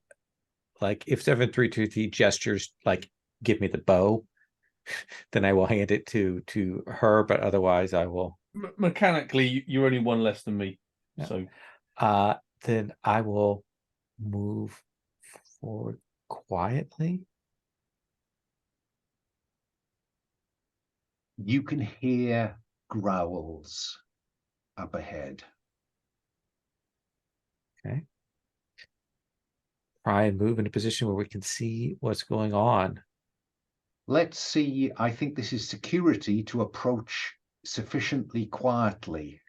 I'm putting Koenig in the front on this one because he is armed. So go ahead. I think difficulty for these in terms of surprising them is 4 or better. So 4 is your opposition. Well, I wish we were playing PBTA because I'm getting like boxcars again. So that is a 2. But we will have security. Yes. So can they passively help me? Of course they can. That'll take us to a 4. Okay, which is a tie. So on a tie, fail or the GM may offer success at a minor narrative cost, which is that you will lose. You could take stress. Yeah, you could. I took Vassal stress away because we're in a new scene. Okay, I will mark a stress because I think I am like Caitian sweat. I wonder if they lose heat by panting. I don't know. I derp. My tongue comes out. And yeah, so you put yourself, torch down, put yourself around the corner, and you can see in the dark shapes, kind of rolling around, play fighting perhaps. But these are the pack hunters. And do we see perhaps a pair of humanoid footprints in the dust leading off into the distance? The small humanoid footprints continue to head in that direction. Yes.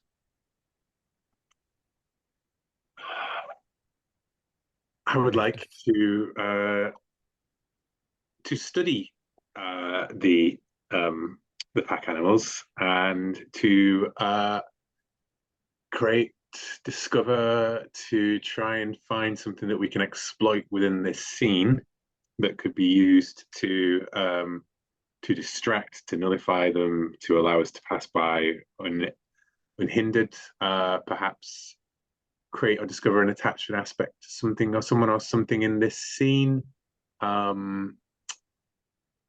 Maybe a like a power struggle within them, like a rival alphas, and like all we have to do, like antagonize those rival alphas. So I'd like to study them, try and so I think that's right, isn't it? For that, perhaps? Difficulty is 4. Yeah, that's fine. Difficulty is 4 to create, in effect, some inter-pack rivalries. Yeah. Everyone has insight as well, so maybe you can help me with that. I think because you're trying to do this surreptitiously, the idea of Koenig leaning over and saying, "Oh, look at that," I think probably is not narratively going to fly. Fair enough. That's +1 on the die. I got a +3 on my overall, so I'm at a -1 currently. I will. You know what? I will spend a fate point to invoke go with my gut. It's only logical, as I think the I can read the that one there, the one that's padding around the biggest animal in the thing. It's a reasonable size. It gets growls back and forth. So now we just need to exploit that aspect, I guess. So you have successfully identified pack rivalry with 1 free invoke. Now, how do you want to come at this then? Koenig's still there with his bow. Suggestions? I mean, the really Star Trek-y thing to do, right, would be to rig a comm badge to replicate the challenge of the pack leaders, and then throw it into the room and have it make that noise. Give me a second. Rocks into replicators. I can only do that once per session, but that's without a roll. So I'm now going to try and do that with a roll, if I may. Okay. Okay. I think it's not really rocks into replicators. It's programming the comm badge to do the thing, right? It's replicate this comm badge into comm badge. I actually think that's an engineering task than a science task. I'll turn to 733T. I can both pull work together. Yeah. So back up the corridor a little bit. Huddle over the comm badge. 733T. I think difficulty here is. I think difficulty is 3. I'm not going to sweat more than that. And I will assist. Ouch. So that was 4 + 1 support is 5 -5, 0 versus my 4 -4. Tell you what, I'm an engineering officer. I'm going to re-roll. Go ahead.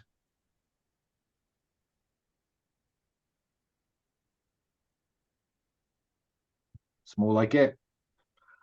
So that's success with style, I think. So not only are you able to do it, but you get a boost coming out at the end of it. So okay, so what do we see now with these tools in play? What do we see happen? Vasal, it was your idea to rig some sort of I think hand my comm badge. I think it was Vasal's comm badge that was used there. Okay. Vasal let his juniors not be able to be teleported away easily. So they do is the comm badge 73TT working on it. Like maybe flash of glowing blue light from their finger or something as they go around with it. And then Vasal will nod and then slink deeper into the caves, push up against the stalagmite maybe that's going up. Imagining these caves as being hewn into the existing cave network as well as part of the thing, right? Go with that. Go with that. And as the pack animals one of them rolls past him, he tosses the combat, he presses the combat, and you hear the Star Trek, and then he tosses it underhand, and it just skitters and lands right by the pack alpha. and it replicates the And noise of. that's when we go to a commercial break, of course. Yeah. As So, a loud howls. back in our seats at 5 past the hour. Sure. See you then. Immediately. So I think we probably see the badge just spin through the dusty air, bounce, bounce, bounce, and then it gives off that kind of challenge noise that you've been recording. And so that pack rivalry is going to aid whatever you do next. I wasn't entirely clear what you were going to do next. I'm imagining that as the pack howls and challenge, right, and the alpha responds to it and targets the one who's been sniffing around his heels, that you kind of like like the monkey tribe sort of like circling around the challenge in the middle and like watching kind of thing, and so that all of the other beasts are sort of like all turned distracted in, and it's up to us to now like sneak past in a way during that. Okay, that sounds like either con or security. So who's gonna lead the rush past? Well,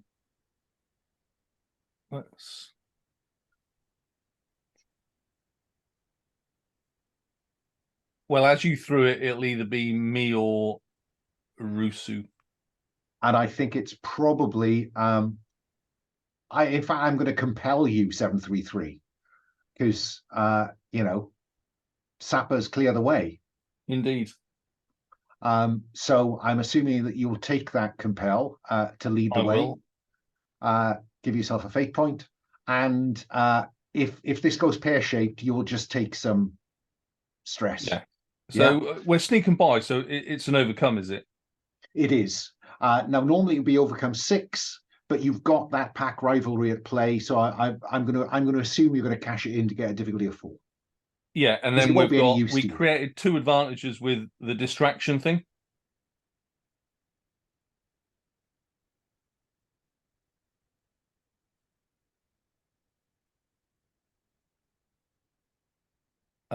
So -1, so I'm +2 with my skill and the roll. Yours was 6, did you say? 4? Well, 4, 2 for the pack rivalry. Yeah, let's spend one of the super distractions because we got 2 of them created. Yeah, because it was with style. It was. Yeah. So you get the second. You can't use the same one twice. No, I'm using pack rivalry was created separately. Oh, and then the distraction worked. I get you. Sorry, yeah. my fault. Yeah. So fine. So that's 4. Does that help? That takes us to even Stevens. Okay. But I've got 2 people assisting. I don't think you have. You're leading the way here. I think you're taking point because you are best at this. They are following in your footsteps. If anything, they're an additional risk, not a benefit. At the end of the scene, anyways, Paul. Yeah, I'll just spend 1 stress. 1 stress, fine. That gets you past. You go past, and literally just beyond this space is a gate, a constructed barrier.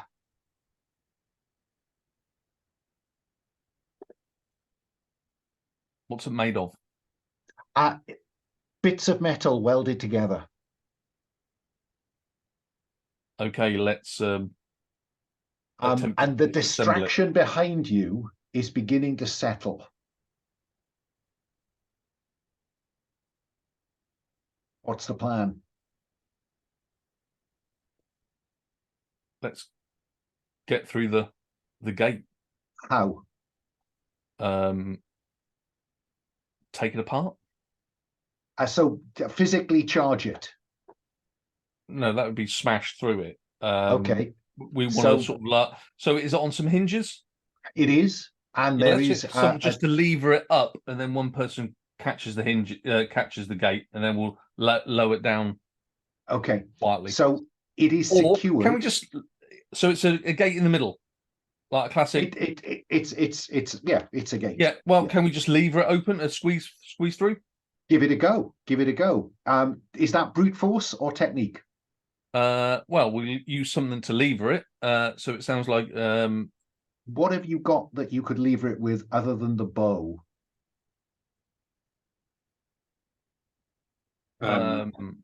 Piece of scrap metal from the Bajoran supplies that were down here. I'm prepared to let you create an advantage, but Sure. those pack hunters are getting interested. Yeah, Basal, I mean, do you want to? yeah. What is it without a desperate scrabble around in the Fine. ruins of a packing Fine. crate that was down here? Let's have you try that. I think difficulty is going to be 5 because there is time pressure here. Yeah. So scrabbling around looking for any piece of something you can use as a lever. Yeah. And I think it's probably. I mean, it is con. It's spatial. It's searching Yeah. for something. I'll give you a con. Okay. 4 versus 5. That is 5 11 square, I think. die, 9, so I'm at -2. -2. Yeah, can I Well, you can use super distraction because you've got 2 in that, and as Alan said, it's time sensitive. That will take you to 0. 0, yeah, I'll take it to that. So, We'll be match Okay. then. And I'll take point of stress. point of stress. I think that's possible, yeah. Yeah. Take a point, because I think Vassal cuts his hands on the jagged metal that he has to wrench off the battered crate and tosses it to 733T. You have a lever with 1 free invoke, 733T. Engineering, difficulty 4. Go for it. Can everybody get behind it? Well, I let one other person get behind it. It's because this is not an enormously long lever. Enoch, I guess. I'm strong as fuck anyway. Doesn't make any difference, does it? That's 8, 9 versus 4 success with style. I think the boost may be here, or if you will allow me to cash in the boost for you, is that you manage to lever the catch open without breaking it. So you can secure it after you go through. Yeah, perfect. Does that seem like a fair exchange? I would love it. It's we lever it open, slip through, and then turn around, and he just slides out through the like a clasp or something, bolting it shut again. As one of these things throws itself against the muzzle through the gap,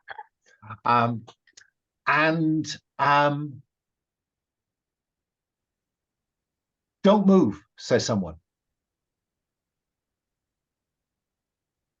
I say, well, since you can talk and you're speaking in a way that doesn't sound like you're getting translated from Jem'Hadar, I'm going to kind of, hands up, bows, kind of shift myself around. I'm assuming you're not going to be killing us. Inevitably, someone still has a torch, and it will illuminate a Bajoran holding a phaser on you. I want you to convince them not to shoot you, Keenick. That is insight. Okay. These are very nervous people. Difficulty is 4.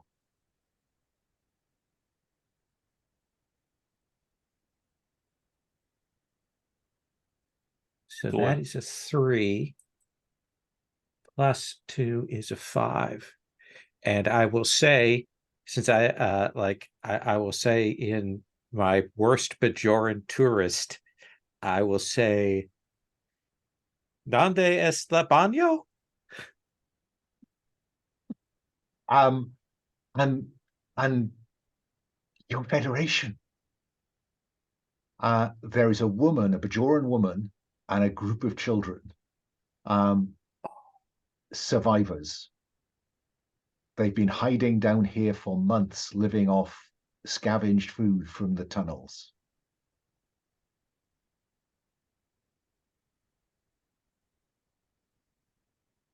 How many of you are there? I think cut to where they've been holed up, and she constructed that gate as best she could to try and keep the beasts out.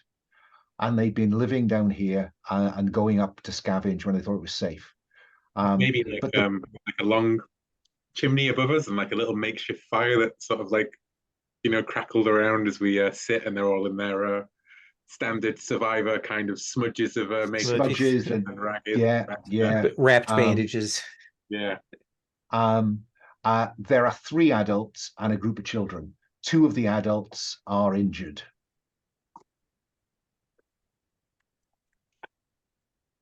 Well, I'll say, Commander, I'll see to the medical on this as best I can while you and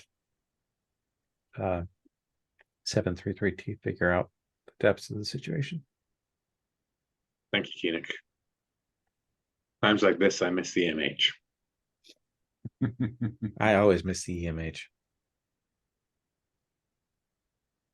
She introduces herself as Zal, and explains what I've said, which is that they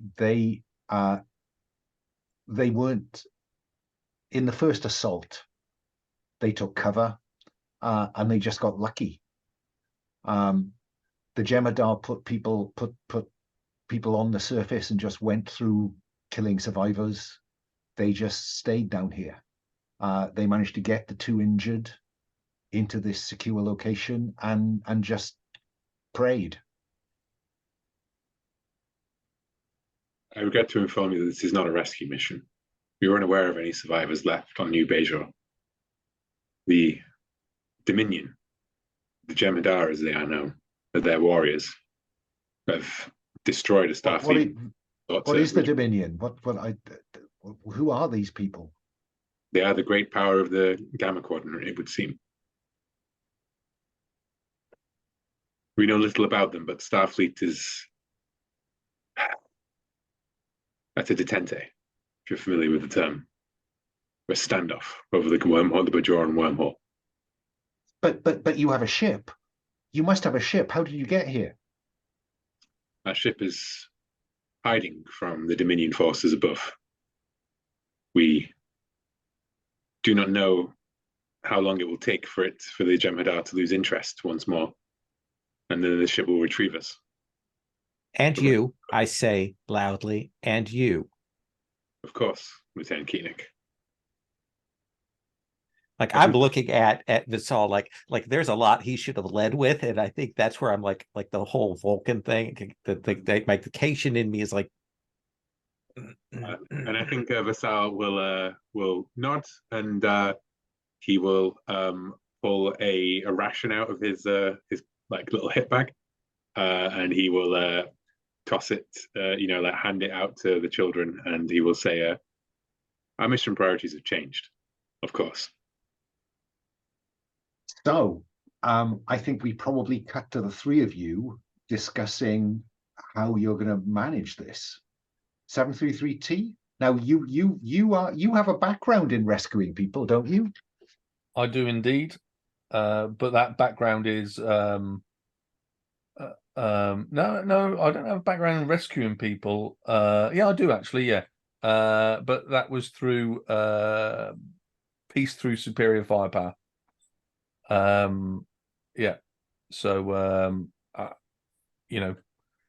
we could wait for them to pass, or now with increased numbers, this may be a good time to go on the attack. These are civilians, 733. 2 of them are injured, and children. Without the injured and the children, there are still some that are capable of weapons fire. That leaves Zal, the leader. It increases our number. There's a Jem'Hadar ship up above us. The second that we engage in combat with forces on the ground, we invite the rest of those Jem'Hadar to engage in the combat. Fine, let's sit here and wait it out. And that's when a scratchy, distorted message comes through on one of the surviving comm badges. Away team, this is Montgomery. The ship has disappeared on the far side of the planet. We're struggling to pick up any signals. Where are you? Where are you? Where are you? Because you've gone deep enough that comms are difficult and transporter is impossible. We must evacuate the survivors to the surface during this window of opportunity. Koenig, can you make the wounded capable of travel? Yes. Yeah, I won't make you roll for that. I think that they're not critical. They're just not fit. And I would like to shine as I look around, and we say, now the only question remains, how do we get out of here?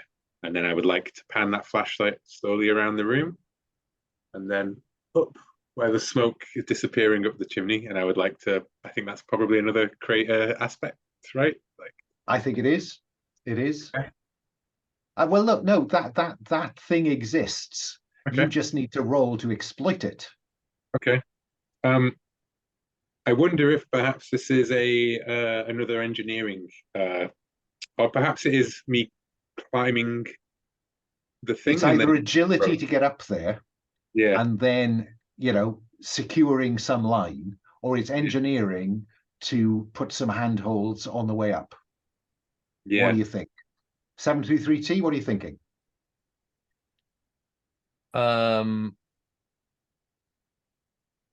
Yeah, let's create some climbing device.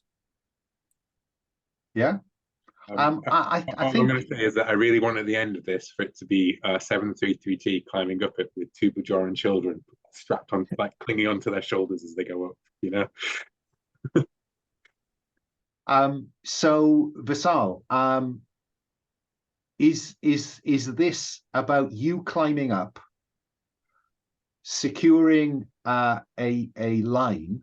And I'm gonna, you know, they've accumulated some supplies down here, so I'm gonna let you have a line. You need to get up there, and then that will allow 733T to create some handholds to help people get up. Yeah.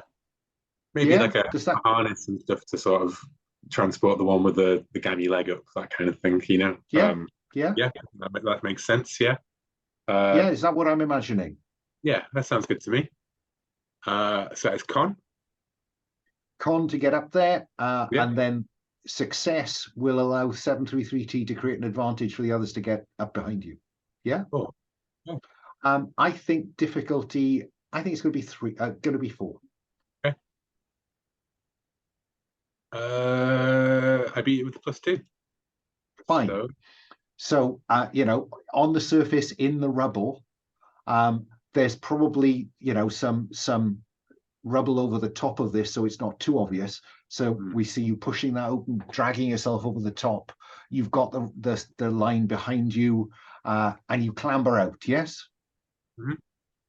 I climb my way out, dust covered in, you know, Starfleet parka, like torn and ragged, and I whip it off and pull the rope up and tie it. Like look around and find a, you know, like a door frame, you know, like a standard Starfleet door frame that's still standing but no walls attached to it, and wrap it around that, basically. Okay, I'm going to spend a fate point. Sorry, go on. No, go on. I have something after the scene. I'm going to spend a fate point to have a pair of Jem'Hadar. You know, you're busy tying this off, and we get a view over your shoulder as two Jem'Hadar appear to materialize. It's almost like they have a personal cloak. They materialize 10 paces away.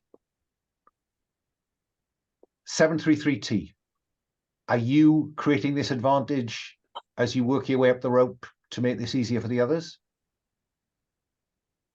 Yeah, I'm still confused. What are we trying to overcome here? You're trying to create enough. You're trying to overcome the total overcome is the number of adults plus 1 for every 2 children. So you're looking at 3, 4, 5, 6, 7. Difficulty is 8 to get everybody out. So no matter what, there's going to be a final roll against +8. Yes. So we need to. Yeah. So What has Will just done that's going to add to that? Will has secured a line. Okay, so and we've got then- an advantage, a line. Line. You're going to Okay, try I'm and trying put to break some... it down to fate, and I'm Okay. not sort of seeing it. Okay. Yeah. Okay. So go ahead and create advantage with your engineering. Climbing equipment. Difficulty is only 3. Okay.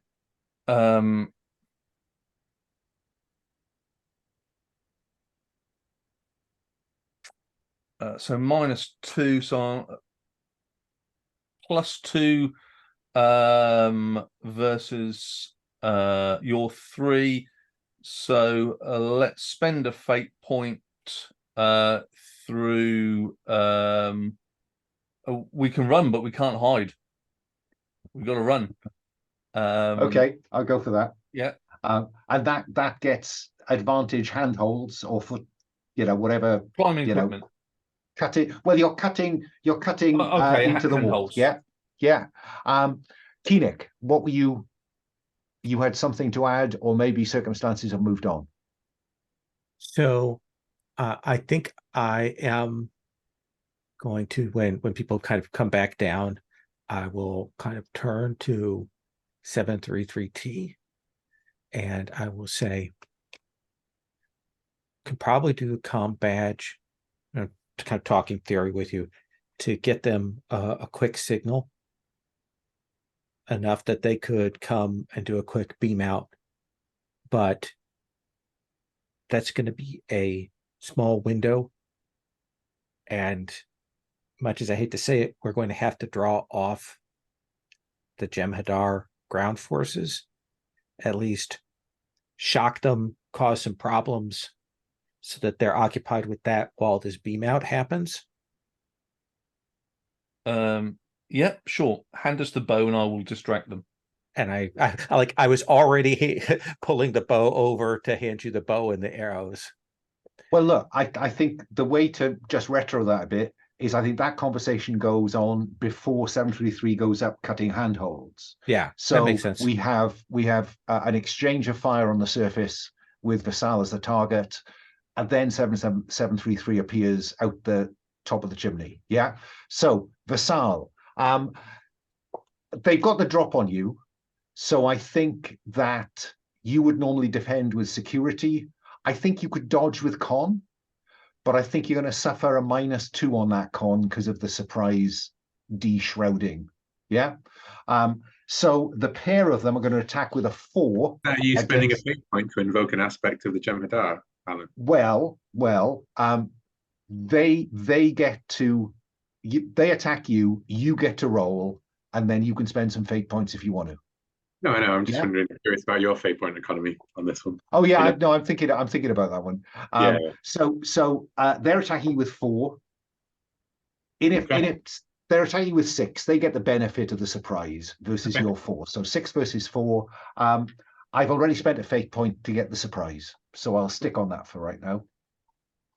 I'm tied on the dice, and I'm at a -4. Is that right? So then I have a 4 in con. So that takes me to match.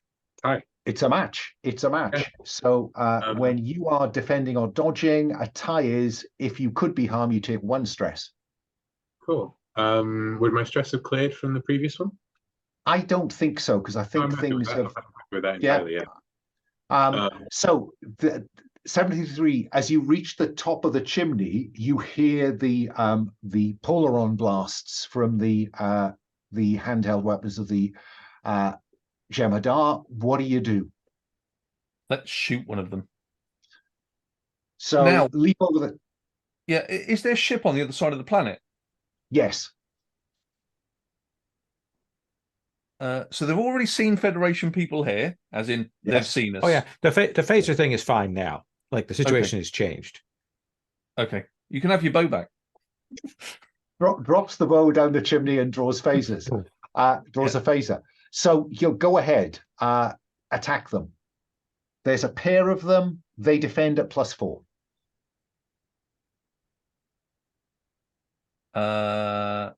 So I'm at +5, +6, +7. 3 down. One drops. The second one takes some stress as he dives behind some masonry. Is that I think I've created a boost there, haven't I? I think you have. Under fire. Success. Under fire. Fair enough. Vassal, you haven't had a chance to attack yet. Another pair de-shroud a little bit further away, running towards you. Yeah, I think Vassal, was tying that thing off, and then they decloaked, and then there was a crunch as they stepped on one of those skeletons, and then he just, without looking, he leaped up, grabbed hold of that door frame, and like flipped himself around as the polar on blast went underneath, and then 733T emerged. Vassal crunches back down to the earth, and pulls out his lands on his side, fires the phaser at, I think what I would like to do more than fire my phaser, there's 2 of them running at me, is I would like to look down at it and then vroom, all the way up to overload and toss it towards them. Okay. So toss, they're a bit further away, so you've got a bit of time. It's beyond 733, it's beyond the one who's behind the masonry. That's con. Okay. Difficulty would be 4. Well, that's a tie. Tie on an attack. You cause no stress, but you get a boost. So there's an explosion, and they are distracted by the explosion unless you do something else about it. I will invoke resistance, may be illogical, but it's never futile. One of them. Do you want to take one of them out or hurt both of them? I think hurt both of them makes more sense here. Okay. I think that actually what that is invoking my my phaser. Is that right? Do you want to? I mean, you can spend another fate point to invoke the phaser, and you'd get another +2 out of it. And would that take both of them out? Yes. Then that's what I do. Yeah, of course. Fine. I think they, advance like firing like stormtroopers, as they approach, and then the phaser like skitters along the floor, glows bright orange, and then there's just a big flash of blinding light, right? Keenek, you see the flash of blinding light at the top of the chimney. What's the plan?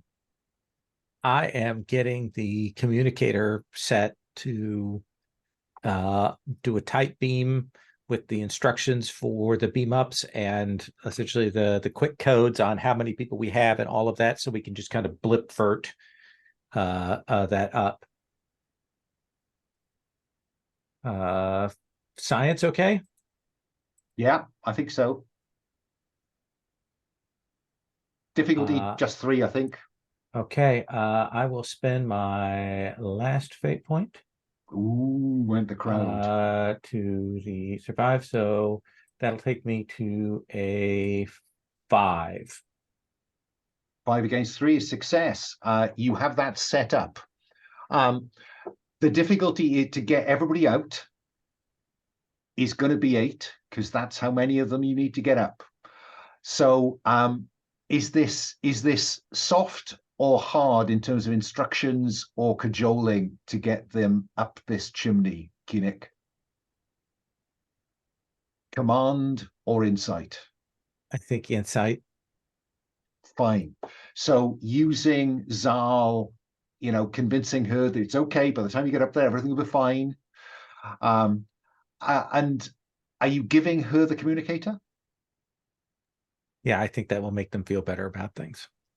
Okay. So you're down the bottom without a communicator as they all go up. Okay. Yep. So this is insight against a difficulty of 8, Keenek. Okay. You have 2 free invokes on the line and handholds. What could go wrong? Is there do you have a self-compel in mind that might generate you a fate point?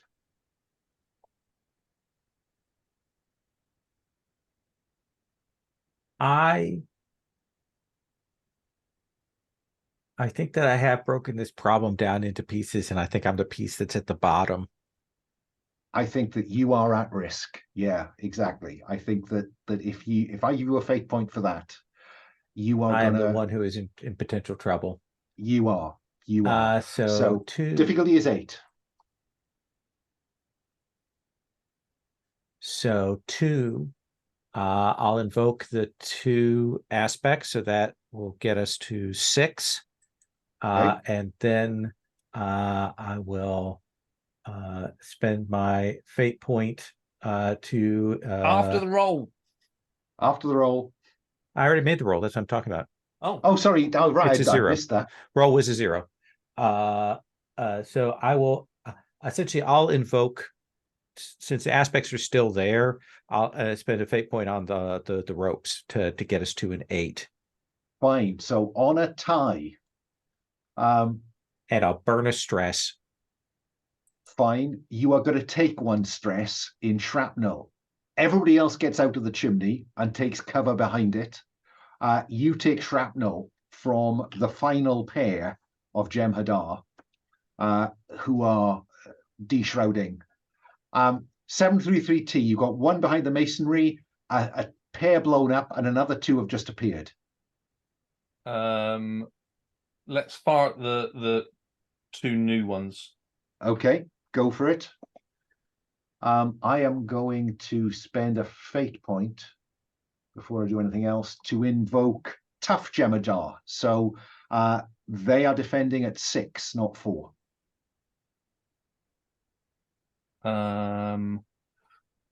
So 5.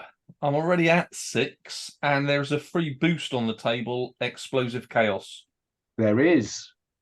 That gets you how many plus? So I was at 4, 6. I'm now at +8. Okay, so 8 versus 6, 2. Take 1 out or hurt both of them? Let's spend a point of stress, because then it'll give I can create a boost, can't I? Yes, you can. Yes.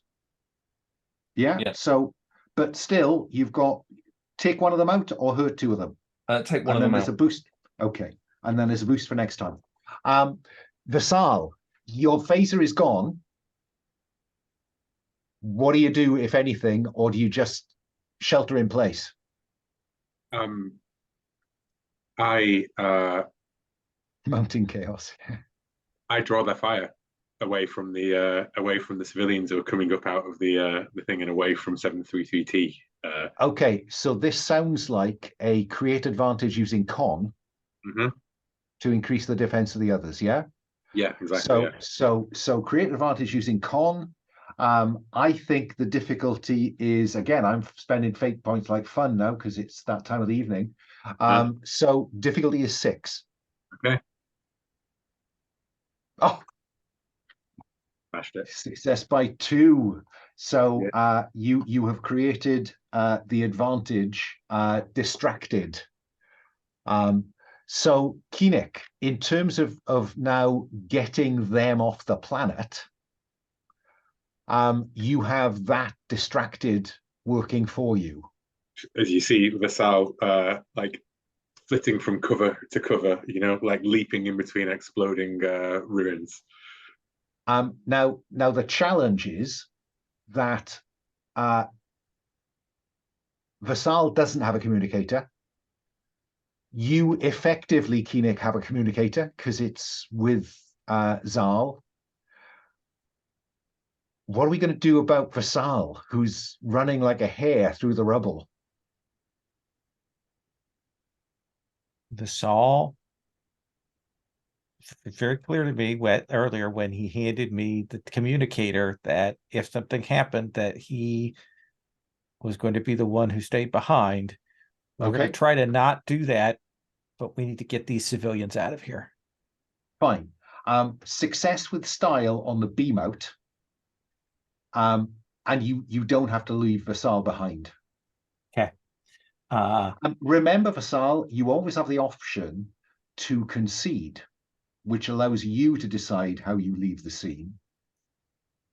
Okay. My thing is also like I gesture to 733T. This as if to say, get over by Vassal now. Yeah. And Okay. I'm going to try and do this. So this is an engineering task, Keenek, not a science task, because this is a practical exercise in comms. So engineering against a difficulty it would normally be 4, but the pressure of time adds another 2 to that. Okay. So -1 +1 total. Burn distracted gets us a 3. What'd you say the pressure was? Total difficulty is 6. 6. So I've got a 3. I will take a moderate consequence. There's mounting chaos still. They're still mounting chaos, that's true. Okay, so that'll take us to a 5. So I'll take a mild consequence to boost us up over the 1. No, actually, the moderate will take us to success with style. So, oh, well. So I think that I'm getting this up there. I've shouted for 733T to get over to Vassal. I'm doing this, and I think that I take a shot from the Jem'Hadar disruptor. Fine. 733T, how do we see you getting Vassal, in effect in the same comm bubble as you? I think this is the opposite of Lewis and Clark. This is me picking him up as I'm one-handed phaser firing at the Jem'Hadar. I'll turn and say, don't worry, I will save you. Vassal is flitting around the ruins, right? And turns a corner, it explodes, turns another corner, it explodes, and then dashes around a corner, and then a steel hand just goes, grabs hold of him. And yeah. And you materialize Chief Chew, sweat on his brow, and go to warp. Back through the wormhole, to the wormhole, and then through it. And that is our episode, apart from any epilogue. So what's the epilogue from this mission? Let's start with 733T. I think it will be 733T bringing to sick bay some Cation food. The 733 is attempted to replicate up, because you wouldn't cook food when you're this good at engineering. You just replicate it. And bring it to his bedside and said, this is the best that the ship can produce. I hope you enjoy it. Oh, thank you. Keenek, I'm just curious, is there a particular dish that is your favorite? Let's see. I imagine it is kind of a stew thing. Thick with lots of meat in it. Haitian stew, hot. Fine. Apart from being in sickbay, Keenek, what do we see of you as an epilogue? I think that I am in sickbay and checking on the civilians who are in sickbay, and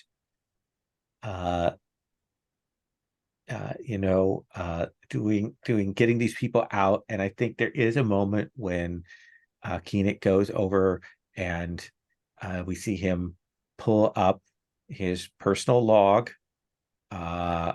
and he is erasing any details of the cloaking device from that in the recordings. Like, he was probably going to say something when all was said and done, but we rescued some people, and that matters more. Okay.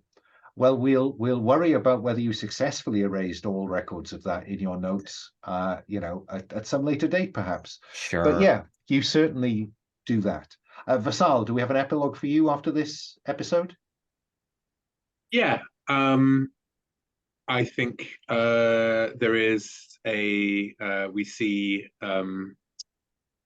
Princess T'ren, a recorded comms message from her playing out about your father and I find your continued inability to hold to Vulcan ways a great disappointment to both ourselves and our standing on Vulcan. If you would only embrace logic and put aside the dalliances of emotion and attachment that you have found here in Starfleet, then I know that you would be a true Vulcan.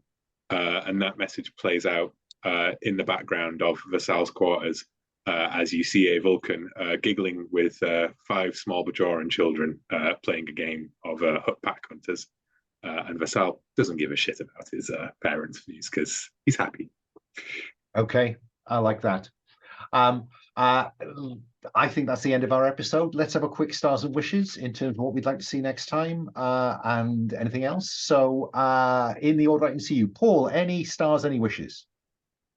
Yeah, I mean, I thought it was a good session. Lots of dice down the range, lots of different kind of dice, lots of advantages and boosts being created, which was always nice. I like the bow creation, damn good use of a stunt, and Will's running around. Look at me, look at me, look at me at the end. Really good. Enjoyed. Anything that you would look for? I mean, I know that there's a possibility you'll miss next time because of travel arrangements, but or work arrangements. But no, that's all good. Fine, okay. Lowell, any stars, any wishes? So one of the things is that one of my favorite Star Trek episodes, despite McCoy being a horrible racist in it, is the Galileo incident. Because there is that tension between the crew on the ground about what to do. And so I really enjoyed that back and forth, like 733T, like wanting to do the forward. Like I really enjoyed that. And I felt bad that maybe I was pulling back a little more on Paul. I'm glad we had that fight at the end. But I love that tension. Like I think that's Star Trek for me is we do get characters on the ground disagreeing about how to proceed, and that fruitfully coming around and seeing Vasal on his first real number 1 mission here, kind of waffling a little at the start, and then kind of coming into, no, we got to do this. Like all of those character moments, like that whole thing, that is very much Star Trek for me. And I love that kind of stuff. Wishes. Gosh, well, it would be good to get another person in here. If we can't get David, I'd love to have Pavel in here because I really love playing with Pavel too. They're both great players, and I do think when we get 4 people, I think there's a little more like a fruitful, different department thing. I mean, I like 3, but I also really like 4 with Star Trek. So I guess that's my only wish. Yeah, fine. I'll come back to that when we finish the recording. Sure. And Will, any stars, any wishes? Once again, 733T being the Terminator. I love the cyborg. Just gunning down. I really enjoyed the refuse to even indulge the idea of Batleth because it was an inefficient means of combat, not to the regs. I enjoyed seeing the Monty as a testing ground in particular. That was great. That's something I enjoy about the concept of the Monty. This cloaking device standing off in space and sending us down. But I'll always have a star for saving people in any game. And big star for Vasal's parents being assholes, frankly, to Koenig and that poor model at the start. My wishes, I would like, I would obviously, as the helm officer, love more flying the ship in tense situations or a shuttle or something like that. I'm happy to have the teleport down as well, but bringing that kind of like flying an alien spaceship, like that we don't know the controls for, like that's another good thing I love. or some antique relic on a planet, right? Like some proper plane or something like that.